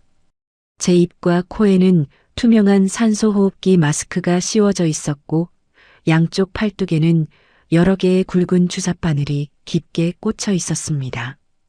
응급실 침대 바로 옆에는 저를 이끌어주신 최 회장님이 얼굴이 하얗게 질린 채로 서서 제 손을 잡고 있었습니다. 의사 선생님이 최 회장님 코앞에 수술동에서 종이를 들이밀며 아주 다급한 목소리로 설명했습니다. 보호자분, 환자분 허리 디스크가 터져서 신경이 끊어지기 직전입니다. 게다가 부정맥 때문에 심장 혈관 쪽에 피가 돌지 않아서 허리와 심장 두 가지 수술을 동시에 당장 진행해야 환자가 삽니다. 최 회장님이 부들부들 떨리는 오른손으로 펜을 쥐고 수술동에서 빈칸에 서명을 갈겼으며 의사 선생님의 가운 자락을 꽉 잡았습니다. 원장님, 수술비는 얼마가 나와도 상관없으니 무조건 우리 강 대표 확실하게 살려내시오. 대한민국 최고의 의사들 당장 수술실로 다 부르시오. 의사 선생님이 고개를 강하게 끄덕이며 응급실 복도에 서 있는 간호사들을 향해 소리쳤습니다. 환자분 수술 동의서 받았다. 당장 3번 수술실 비우고 환자 침대 이동시켜. 간호사 4명이 제 침대 모서리를 잡고 수술실을 향해 넓은 복도를 빠르게 달리기 시작했습니다. 복도 천장에 길게 매달린 하얀 형광등 불빛들이 빠르게 제 눈 위를 스쳐 지나가며 어지럽게 번쩍였습니다. 저는 산소 호흡기 안으로 가쁜 숨을 몰아쉬며 죽을지도 모른다는 끔찍한 두려움에 온몸을 사시나무처럼 떨었습니다. 차가운 수술실 안으로 들어가자 눈을 제대로 뜰 수 없을 정도로 아주 강하고 밝은 조명이 제 얼굴을 쏟아지듯 비췄습니다. 초록색 수술복을 입고 마스크를 쓴 마취과 의사가 제 입에 달린 산소호흡기 줄에 투명한 마취가스통을 연결하며 부드럽게 말했습니다. 환자분, 제가 하나부터 10까지 숫자를 셀 겁니다. 숫자 천천히 따라 세어보시면 아주 편안하게 잠드실 겁니다. 의사 선생님이 하나, 둘, 셋 숫자를 세기 시작했습니다. 마취가스가 폐로 들어오는 순간 제 의식은 깊고 어두운 물속으로 한없이 가라앉으며 완전히 끊어졌습니다. 무려 5시간에 걸친 전신 마취 허리 디스크 신경 봉합 수술과 심장 부정맥 정밀 시술이 아슬아슬하게 끝났습니다. 제가 다시 눈을 뜬 곳은 창문 하나 없고 시계도 없는 아주 적막한 중환자실 침대 위였습니다. 제 가슴과 팔다리에는 제 심장 박동과 호흡을 체크하는 이름 모를 의료기기 선들이 거미줄처럼 복잡하게 연결되어 있었습니다. 손가락 하나 마음대로 까딱할 수 없을 정도로 온몸이 단단하게 굳어 감각이 없었습니다. 모니터 수치를 적던 간호사가 제가 눈을 뜬 것을 보고 재빨리 다가와 제 눈꺼풀을 까뒤집고 불빛을 비추며 살폈습니다. 강지원 사장님, 2가지 큰 수술 모두 아주 무사히 끝났습니다. 절대 무리하게 움직이지 마시고 침대에 가만히 누워 계세요. 저는 중환자실의 하얀 천장을 멍하니 바라보며 제 자신에게 닥친 차가운 현실을 온몸으로 직시했습니다. 30년 동안 이 악물고 일해서 엄청난 돈을 벌어 외식 기업의 대표로 성공했지만 제 육체는 완전히 멈춰버렸습니다.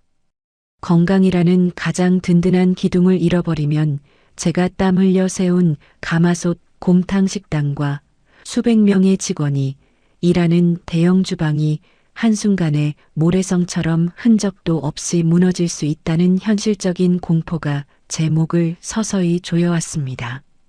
중환자실에서 일주일을 버틴 끝에 저는 간신히 일반 병실로 옮겨졌습니다. 허리에는 두꺼운 플라스틱 보조기를 차고 가슴에는 심장 박동을 확인하는 기계를 달고 하루 종일 침대에 누워만 있어야 했죠. 제가 병상에 누워 꼼짝도 못하는 사이 홈쇼핑에서 대박을 쳤다는 소문이 대한민국 외식업계 전체에 쫙 퍼졌습니다. 유명 대형 프랜차이즈 기업 임원들이 우리 종로 본점과 대형 중앙 주방의 핵심 직원들에게 검은 마술을 뻗치기 시작했습니다.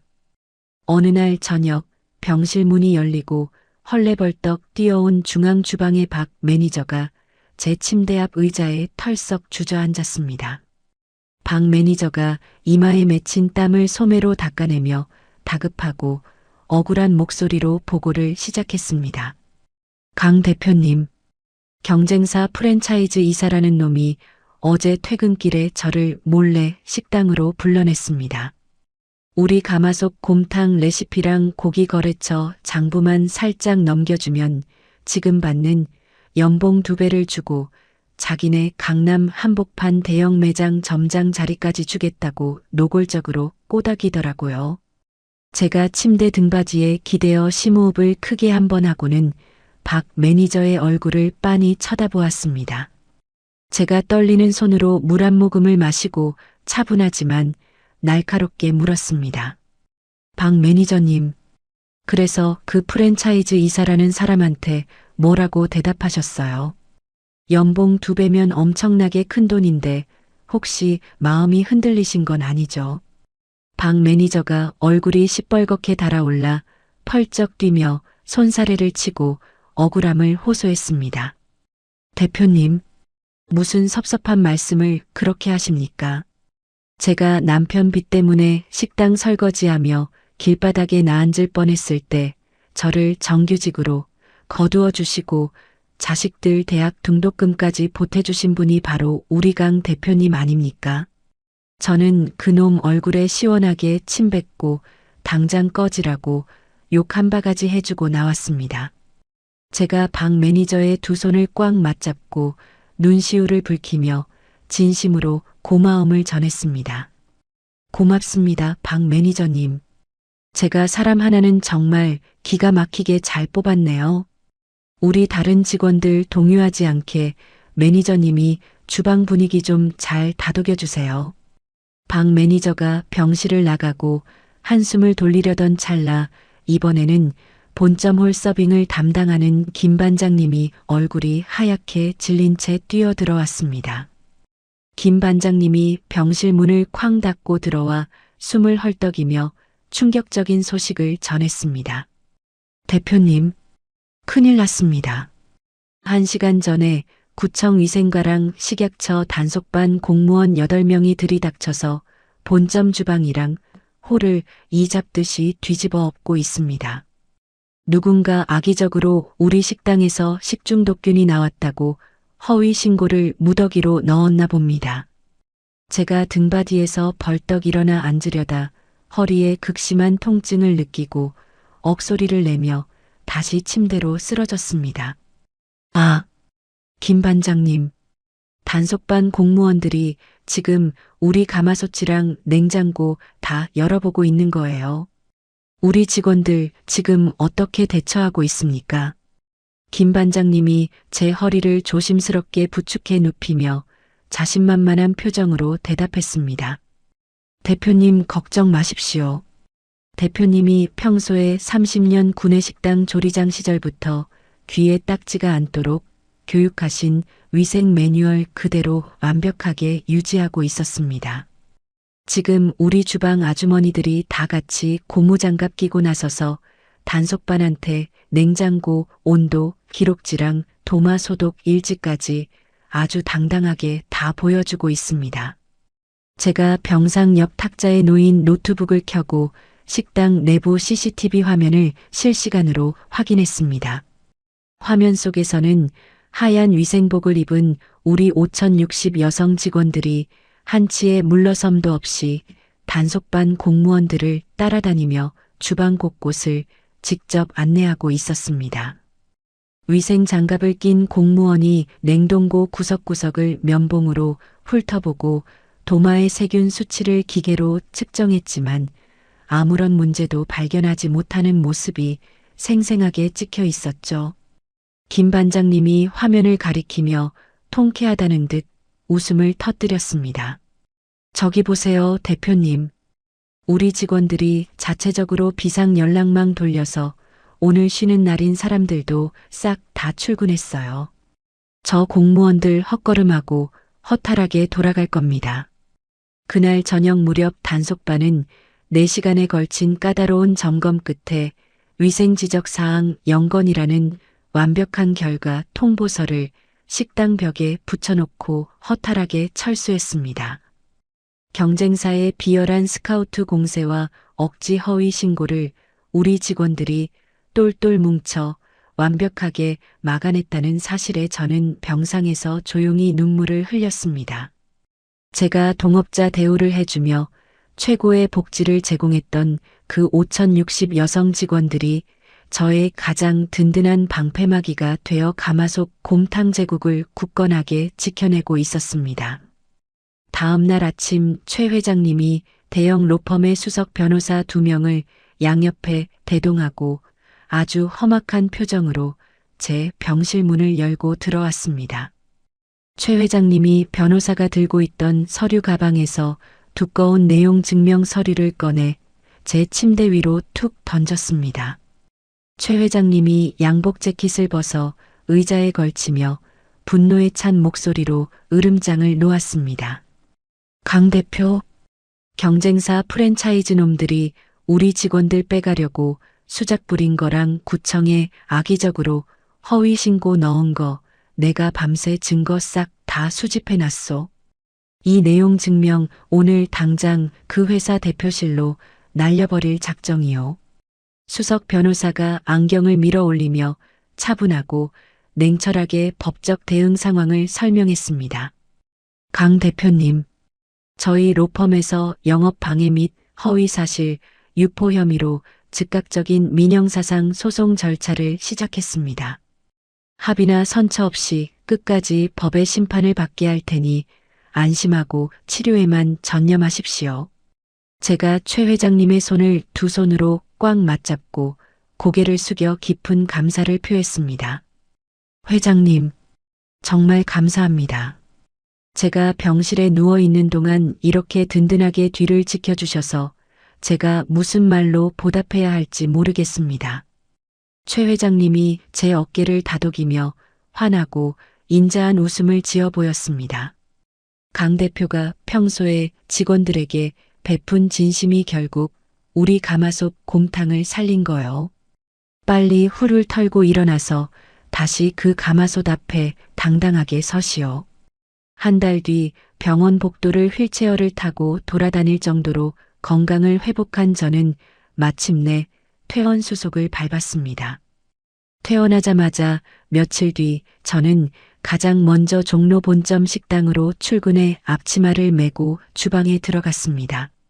저를 본 직원들이 끓는 가마솥을 멈추고 주방 칼을 내려놓은 채 일제히 제 앞으로 달려와 환호성을 질렀습니다. 제가 직원들 한 명 한 명의 두 손을 꽉 부여잡고 진심 어린 감동의 눈물을 흘리며 말했습니다. 여러분, 제가 병원에 누워 꼼짝 못하는 동안 우리 가게를 목숨처럼 지켜주셔서 정말 고맙습니다. 여러분은 이제 제 직원이 아니라 평생을 함께할 진짜 가족입니다. 저는 그날 오후 회식 자리를 마련해 식당을 지켜준 전 직원에게 제 개인 돈으로 두둑한 파격 특별 보너스가 든 봉투를 일일이 돌렸습니다. 봉투를 받아든 직원들이 서로 부둥켜 안고 펑펑 울며 저희 가마솥 곰탕의 눈부신 성공을 자축했습니다. 저는 이 위기를 겪으며 경영 철학을 새롭게 다지고 더 확실한 시스템을 구축하기로 굳게 결심했습니다. 며칠 뒤 저는 은행에서 수십억 원을 대출받아 중앙주방의 낡은 가마솥과 냄비들을 전부 밖으로 빼버렸습니다. 그 자리에 컴퓨터로 온도와 염도를 정확하게 맞추는 최신식 자동화 로봇 설비와 고기를 일정한 크기로 자르는 대형 절단기를 새롭게 설치했습니다. 이제는 무거운 뚜껑을 열고 직접 불 앞에 서서 국자를 젓는 육체 노동의 강도가 획기적으로 줄어들었습니다. 버튼 하나만 누르면 기계가 알아서 제가 수십 년간 고집했던 완벽한 맛을 대량으로 일정하게 찍어냈죠. 저는 더 이상 하루 3시간만 자며 몸을 혹사하는 식당 주방의 여사장이 아니었습니다. 위기를 완벽하게 극복하고 직원들의 노동 환경까지 개선한 저는 명실상부한 주식회사 식품유통기업의 진정한 대표이사로 한 단계 더 높이 각성했습니다. 새롭게 도입한 최신식 자동화 로봇 설비가 웅장한 기계음을 내며 쉴 새 없이 돌아가고 있었습니다. 저는 하얀 위생복과 모자를 단정하게 착용하고 공장 생산 라인 한가운데에 당당하게 섰습니다. 은빛으로 빛나는 대형 절단기가 일정한 두께로 붉은 소고기를 썰어내어 거대한 통 위로 쏟아냈습니다. 기계팔이 한치의 오차도 없이 정확한 온도로 끓고 있는 가마솥의 뽀얀 국물을 집어들어 비닐팩에 조심스럽게 담아 밀봉했죠. 수십 명의 직원들이 각자의 자리에서 기계가 포장해낸 곰탕팩을 꼼꼼하게 검수하며 포장 상자에 척척 옮겨 담고 있었습니다. 생산 공장장이 갓 포장된 따뜻한 곰탕 한 팩을 뜯어 고급스러운 도자기 그릇에 담아 제 앞으로 조심스럽게 가져왔습니다. 공장장이 은수저를 제게 건네며 아주 자신만만한 목소리로 말했습니다. 강지원 대표님, 기계로 국물의 염도와 온도를 100% 똑같이 맞췄습니다. 예전에 대표님이 새벽부터 무거운 국자를 저어가며 직접 끓이시던 그 깊은 맛과 토씨 하나 틀리지 않습니다. 한번 맛을 보시죠. 제가 오른손으로 숟가락을 쥐고 국물을 크게 떠서 입안에 넣은 뒤 천천히 눈을 감고 맛을 음미했습니다. 진하고 구수한 고기 육수가 혀끝을 부드럽게 감싸며 완벽한 가마솥의 풍미를 그대로 재현해내고 있었습니다. 제가 숟가락을 빈 그릇에 내려놓고 공장장의 어깨를 2번 툭툭 두드리며 환하게 웃었습니다. 아주 완벽해요, 공장장님. 육수의 깊은 맛이 하나도 변하지 않았습니다. 이 정도 품질이면 이제 하루에 10,000개를 대량 생산해도 고객들에게 전혀 욕먹을 일이 없겠습니다. 그날 오후 2시 정각, 제 회사 대표실로 대한민국에서 가장 큰 대형마트 체인 3곳의 구매 담당자들이 한꺼번에 찾아왔습니다. 담당자들은 대표실 중앙에 놓인 커다란 회의용 테이블에 둘러앉아 저희 공장에서 막 생산된 곰탕을 숟가락으로 직접 맛보기 시작했습니다. 가장 규모가 큰 제일마트의 담당자가 입가를 하얀 냅킨으로 닦아내며 무척 흥분한 목소리로 말했습니다. 강지원 대표님, 기계로 대량 생산을 거쳤는데도 이렇게 깔끔하고 진한 고기 맛이 나는 즉석식품은 제 경력 10년 만에 처음 봅니다. 저희 전국 150개 대형 매장에 내일부터 당장 납품해 주십시오. 옆에 앉아있던 다른 마트 담당자들도 고개를 강하게 끄덕이며 칭찬을 아끼지 않았습니다. 맞습니다. 고기 누린내가 하나도 나지 않고 입안이 아주 개운하게 넘어갑니다. 저희 마트에도 당장 계약서에 도장을 찍고 일일 물량을 당장 확보하고 싶습니다. 제가 책상 서랍을 열어 미리 철저하게 준비해둔 두꺼운 계약서 3부를 꺼내 담당자들 앞 테이블에 각각 소리나게 올려놓았습니다. 제가 묵직한 금장 만년필을 담당자들 쪽으로 돌려주며 아주 확신에 찬 목소리로 제안했습니다. 곰탕의 완벽한 품질은 제가 제 이름을 걸고 확실하게 보장합니다. 서류에 적힌 납품 단가와 초기 물량 꼼꼼하게 확인하시고 여기 이 빈칸에 마트법인 도장 찍어 주십시오. 담당자 3명이 안경을 고쳤으며 계약서의 내용을 한 글자도 빠짐없이 꼼꼼하게 읽어보고는 망설임 없이 붉은 인주를 묻혀 도장을 쾅쾅 찍었습니다. 대형마트 3곳의 입점 계약을 하루 만에 성공적으로 마친 저는 벅차오르는 감동의 주먹을 불끈 쥐었습니다. 단순한 종로통 식당 주인을 넘어 명실상부한 주식회사 형태의 식품 유통기업 대표이사로 공식 취임하는 눈부신 순간이었습니다.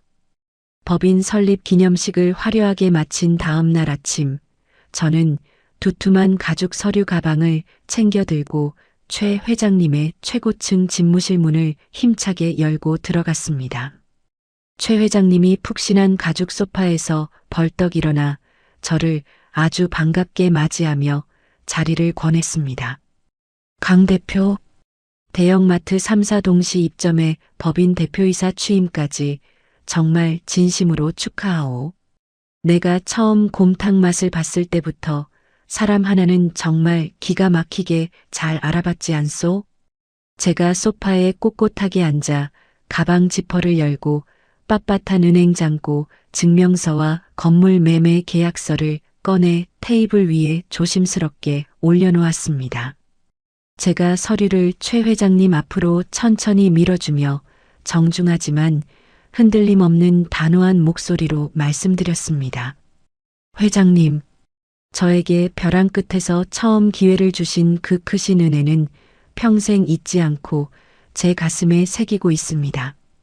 이제 제가 임대에 쓰고 있는 이 종로 본점 1층 상가를 포함해서 이 5층짜리 건물 전체를 시세대로 전액 현금 매입하고 싶습니다. 최 회장님이 돋보기 안경을 끼고 테이블 위에 놓인 장고 증명서의 엄청난 자릿수 숫자를 확인하고는 크게 놀라 입을 다물지 못했습니다. 최 회장님이 자신의 무릎을 탁 치며 사무실이 떠나가라 호탕하게 웃음을 터뜨렸습니다. 하하, 강 대표 정말 대단하오. 불과 1년 전만 해도 내 바짓가랑이를 붙잡고 사기당한 전 재산 찾아달라며 울고불고 하던 사람이 이제 내 건물을 통째로 현금으로 사겠다니. 기꺼이 이 건물을 강 대표에게 웃으며 팔겠소. 최 회장님이 양복 안주머니에서 자신의 개인 인감도장을 꺼내 매매 계약서 매수인 칸에 주저없이 도장을 꾹 눌러 찍었습니다. 계약이 완벽하게 성사되는 순간 저는 세입자라는 불안하고 초라한 꼬리표를 가위로 잘라내듯 완벽하게 떼어내고 서울 한복판 수백억대 빌딩의 진짜 주인이 되었습니다. 며칠 뒤 건물 꼭대기 외벽에 우리 주식회사의 거대한 황금색 로고 간판이 햇빛을 받아 화려하게 반짝이며 걸렸습니다. 저는 혼자 건물 옥상 정원에 올라가 시원하게 불어오는 가을바람을 두 팔 벌려 맞으며 서울 도심의 빽빽한 빌딩 숲을 당당하게 내려다보았습니다. 가슴속 깊은 곳에 응어리져 맺혀 있던 지난 30년의 억울한 서름과 눈물이 봄눈 녹듯 완벽하게 씻겨 내려가는 통쾌한 기분이었습니다. 제 이름으로 된 건물을 갖게 된 기쁨을 온전히 누리고 있던 그 시각, 제 개인 변호사인 정 변호사가 다급하게 헛기침을 하며 대표실 문을 두드리고 들어왔습니다. 정 변호사가 노란색 서류철을 제 넓은 책상 위에 올려놓으며 아주 굳고 심각한 표정으로 보고를 시작했습니다. 대표님 전 남편인 박영호 씨와 그새 부인 이수진에 대해 지시하신 뒷조사 결과가 방금 사무실로 도착했습니다. 그쪽 집안 상황이 아주 처참하게 박살났습니다. 제가 가죽의자 등받이에 등을 깊숙이 기대고 팔짱을 꽉 끼며 차가운 목소리로 물었습니다. 처참하다니요. 그 여자 돈 많다고 그렇게 기세등등하게 시어머니랑 춤을 추더니 둘이 벌써 쫄딱 망하기라도 했습니까?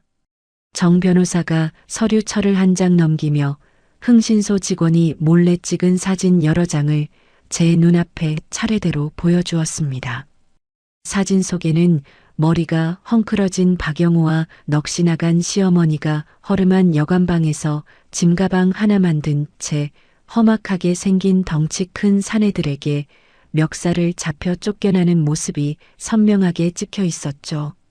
시어머니의 몰골은 30년 동안 제게 큰 소리를 치던 그 꼿꼿하고 오만한 노인의 모습이 결코 아니었습니다. 비싼 외투 대신 때가 잔뜩 낀 낡은 바지를 걸치고 있었고 새 며느리가 사주었다고 동네방네 자랑하던 명품 가방은 온데간데 없었죠.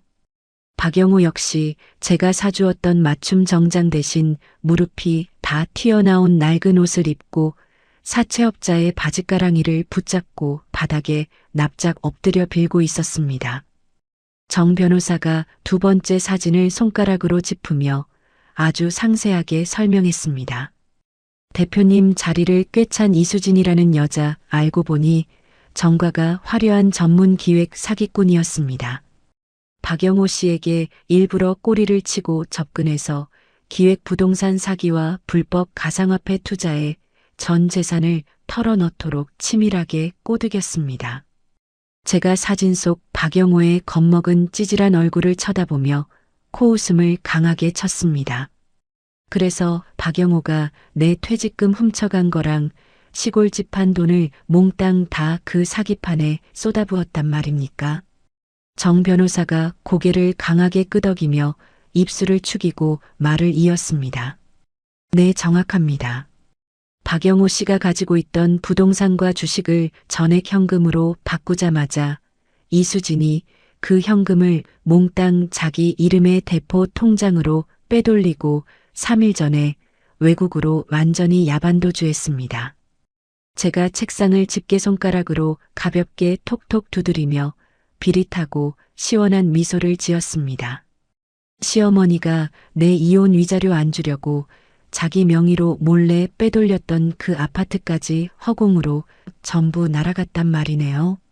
아주 꼴이 통쾌하고 좋습니다.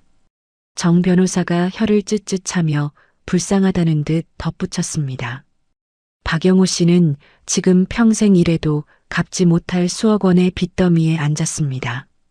악질 사채업자들을 피해서 시어머니를 모시고 서울역 근처 싸구려 여관방을 도망치듯 전전하다가 어제는 반값 10,000원도 내지 못해서 길거리로 처참하게 쫓겨났다고 합니다.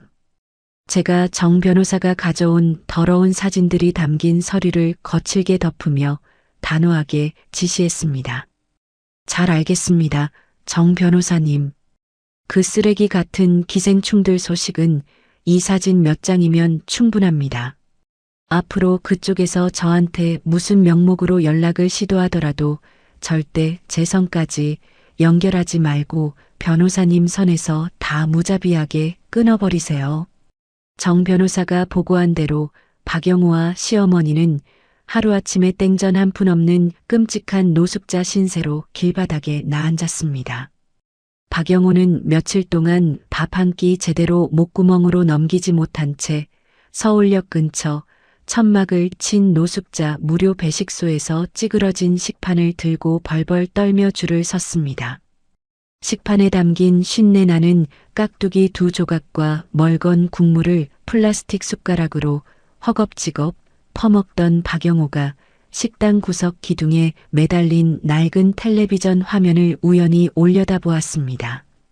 박영호가 입에 물고 있던 숟가락을 시멘트 바닥에 쨍그랑 소리나게 떨어뜨리며 두 눈을 튀어나올 듯이 부릅떴습니다. 텔레비전 화면에서는 100억대 매출을 올리는 유명 외식 기업 대표로 대성공한 제 눈부신 다큐멘터리 영상이 아주 크게 방송되고 있었죠. 박영호가 텔레비전 화면 속 세련된 제 얼굴과 자막에 큼지막하게 뜬 제 이름 석자를 확인하고는 미친 사람처럼 머리를 쥐어뜯으며 소리쳤습니다. 강지원. 저 여자가 진짜 내 전처 강지원이라고. 나한테 맨몸으로 쫓겨난 저 여자가 서울에서 저렇게 엄청난 빌딩 주인이 됐단 말이야. 박영호는 먹던 식판을 바닥에 내팽개치고 그 길로 배식소를 뛰쳐나가 뒷골목의 불법 심부름센터 사무실을 미친 듯이 찾아갔습니다. 자신의 낡은 구두와 겉옷을 전당포의 헐값으로 팔아치운 돈을 심부름센터 직원 책상에 던지며 제 회사 본사 위치와 대표실 직통 전화번호를 알아내 달라고 징징거리며 떼를 썼죠.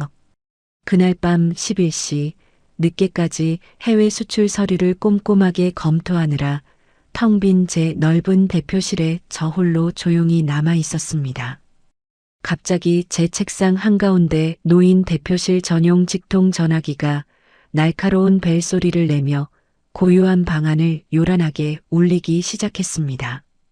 발신자 번호 표시가 제한된 번호라는 글자가 전화기 작은 액정에 붉은색으로 불길하게 깜빡거렸습니다. 제가 쥐고 있던 펜을 책상에 내려놓고 수화기를 천천히 들어 오른쪽 귀에 바짝 가져다 대었습니다. 여보세요. 주식회사 식품유통기업 대표이사 강지원입니다. 수화기 너머에서 며칠 동안 물 한 모금 마시지 못해 바싹 마른 모래처럼 잔뜩 쉬고 갈라진 아주 익숙한 남자의 목소리가 소름 끼치게 들려왔습니다. 박영호가 코를 찌질하게 훌쩍거리며 세상에서 가장 처절하고 비참한 목소리로 제게 매달렸습니다.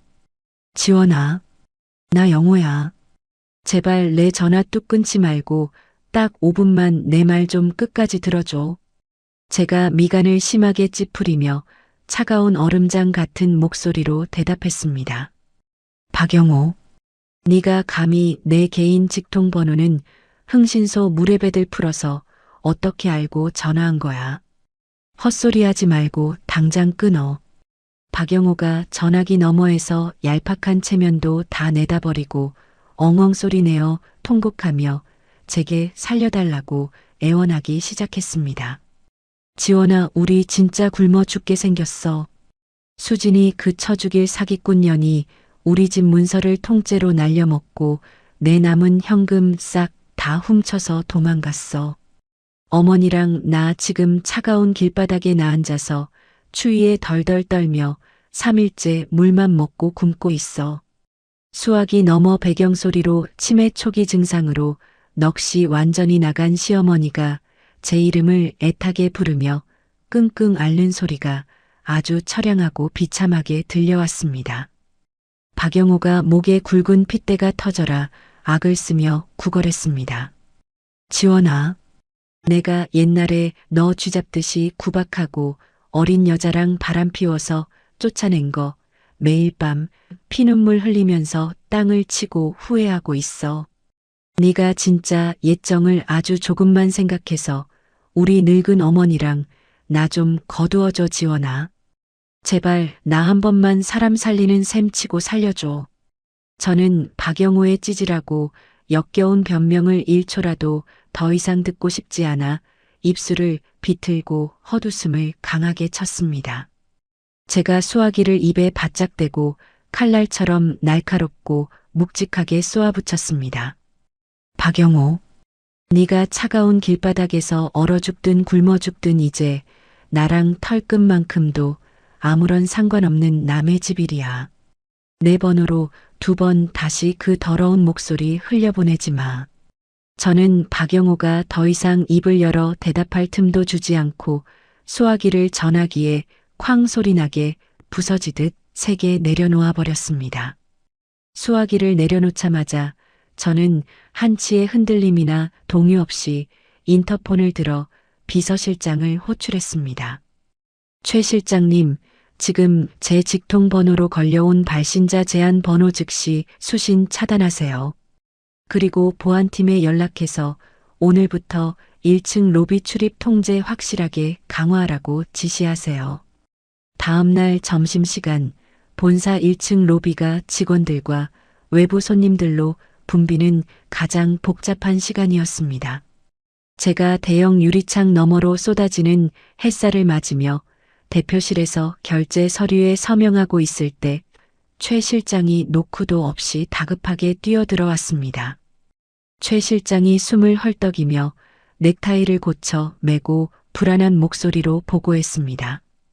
대표님, 큰일 났습니다. 1층 로비의 행색이 아주 남루한 중년 남자와 휠체어를 탄 할머니가 막무가내로 밀고 들어와서 대표님 이름을 부르며 난동을 피우고 있습니다. 저는 올 것이 왔다는 생각에 서명하던 만년필을 뚜껑 소리가 나게 닫으며 자리에서 천천히 일어났습니다. 보안 요원들은 뭘 하고 있답니까? 당장 끌어내지 않고. 최 실장이 난감한 표정으로 진땀을 빼며 대답했습니다. 그게 할머니께서 휠체어에서 바닥으로 굴러떨어지시더니 바짓가랑이를 붙잡고 통곡을 하시는 바람에 보안팀도 섣불리 손을 대지 못하고 쩔쩔매고 있습니다. 제가 입꼬리를 비틀어 차갑게 비웃으며 고급 맞춤 정장 재킷을 걸쳐 입었습니다. 최 실장님, 보안팀장 대기시키세요. 제가 직접 내려가서 그 벌레 같은 인간들 눈앞에서 치워버리겠습니다. 제가 비서실장과 건장한 보안 요원 2명을 양옆에 거느리고 1층 로비로 내려가는 전용 엘리베이터에 탑승했습니다. 엘리베이터 문이 열리자마자 넓은 대리석 로비 한가운데서 벌어지는 기가 막힌 참상이 제 2 눈에 훤히 들어왔습니다. 박영호는 며칠을 씻지 않아 머리카락이 떡져 있었고 입고 있는 점퍼는 시커먼 때가 잔뜩 묻어 악취를 풍겼습니다. 시어머니는 치매 초기 증상으로 초점이 완전히 풀린 흐리멍덩한 눈을 하고 바닥에 납작 엎드려 제 이름을 애타게 부르며 엉엉 울고 있었습니다. 아이고 지원아, 우리 며느리 지원아, 내가 3일이나 물 한 모금 못 마시고 굶었어. 제발 이 늙은이 국밥 한 그릇만 동량해 다오.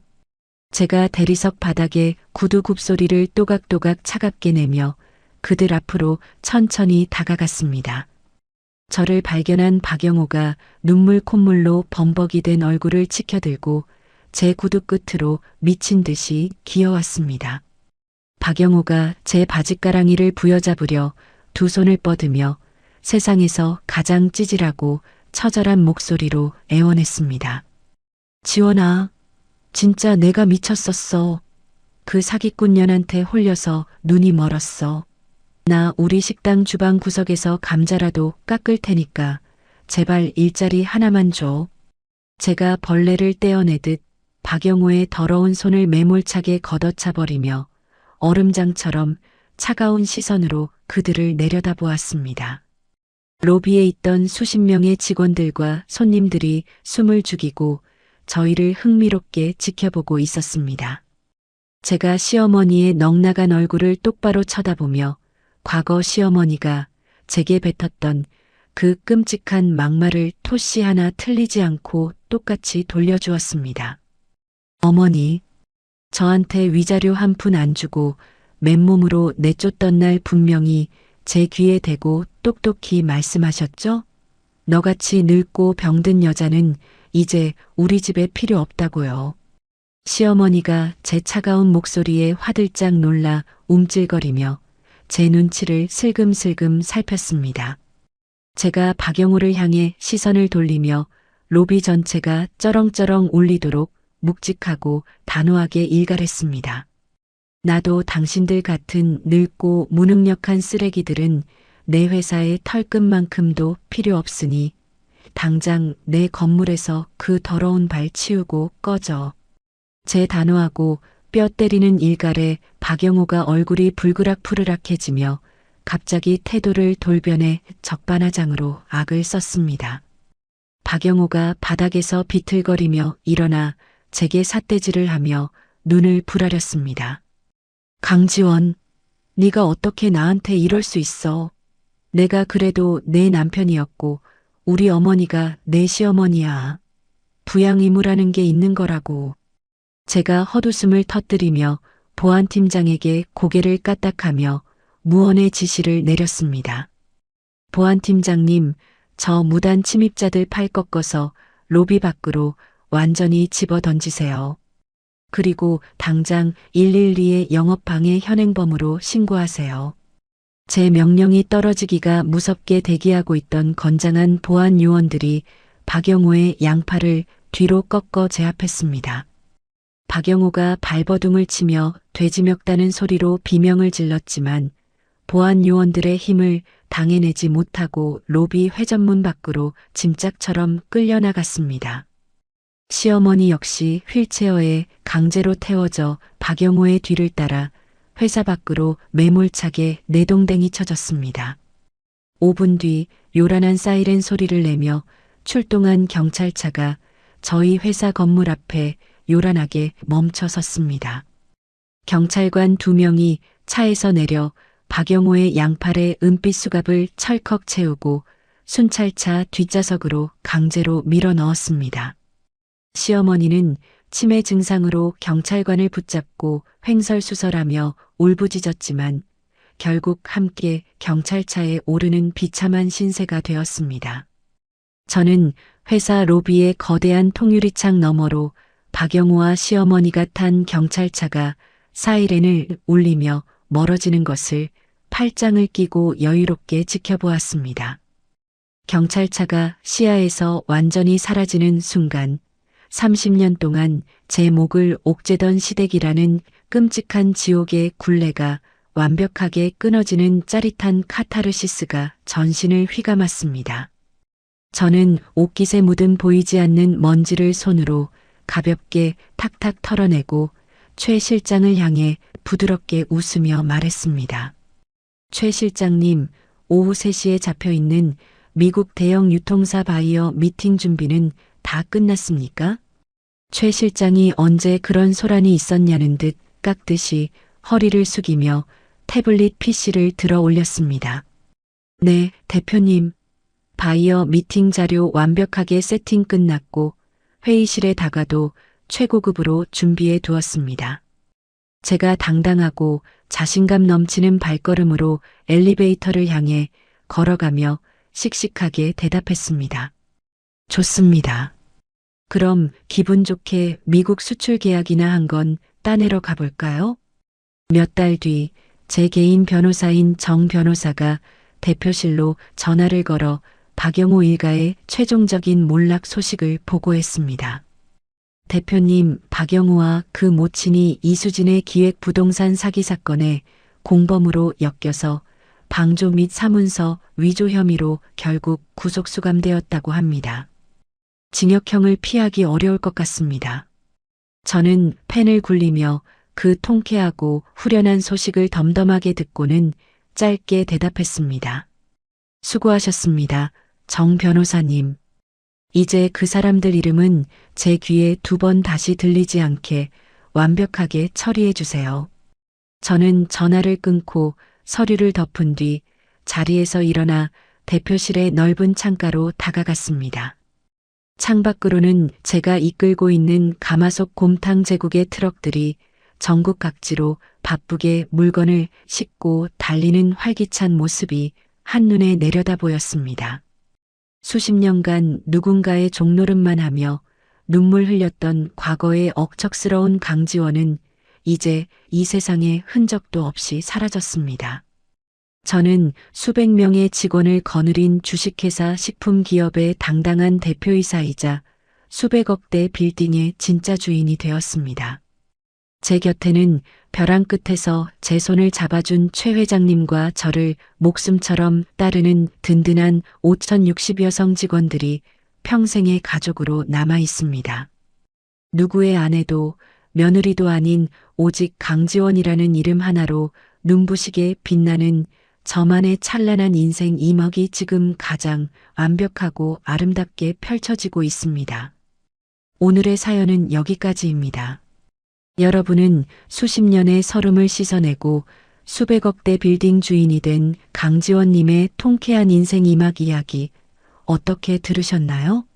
아마 우리 채널을 보시는 많은 분들도 지원님처럼 남편과 자식을 위해 묵묵히 청춘을 바치며 살아오셨을 겁니다.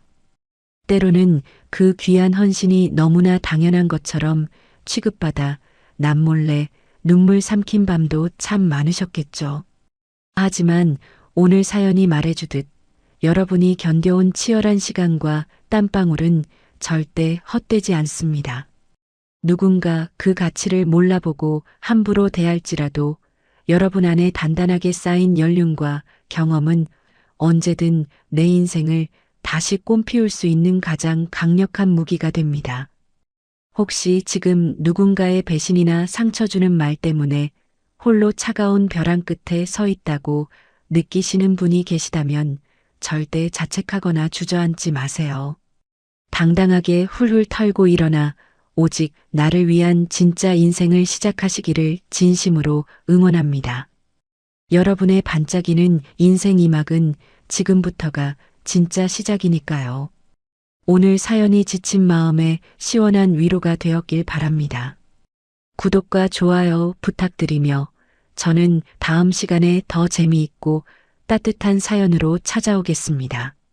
늘 건강하시고 행복하세요. 구독과 댓글은 저에게 큰 힘이 됩니다. 그럼 오늘 하루도 좋은 하루 보내시길 바라겠습니다.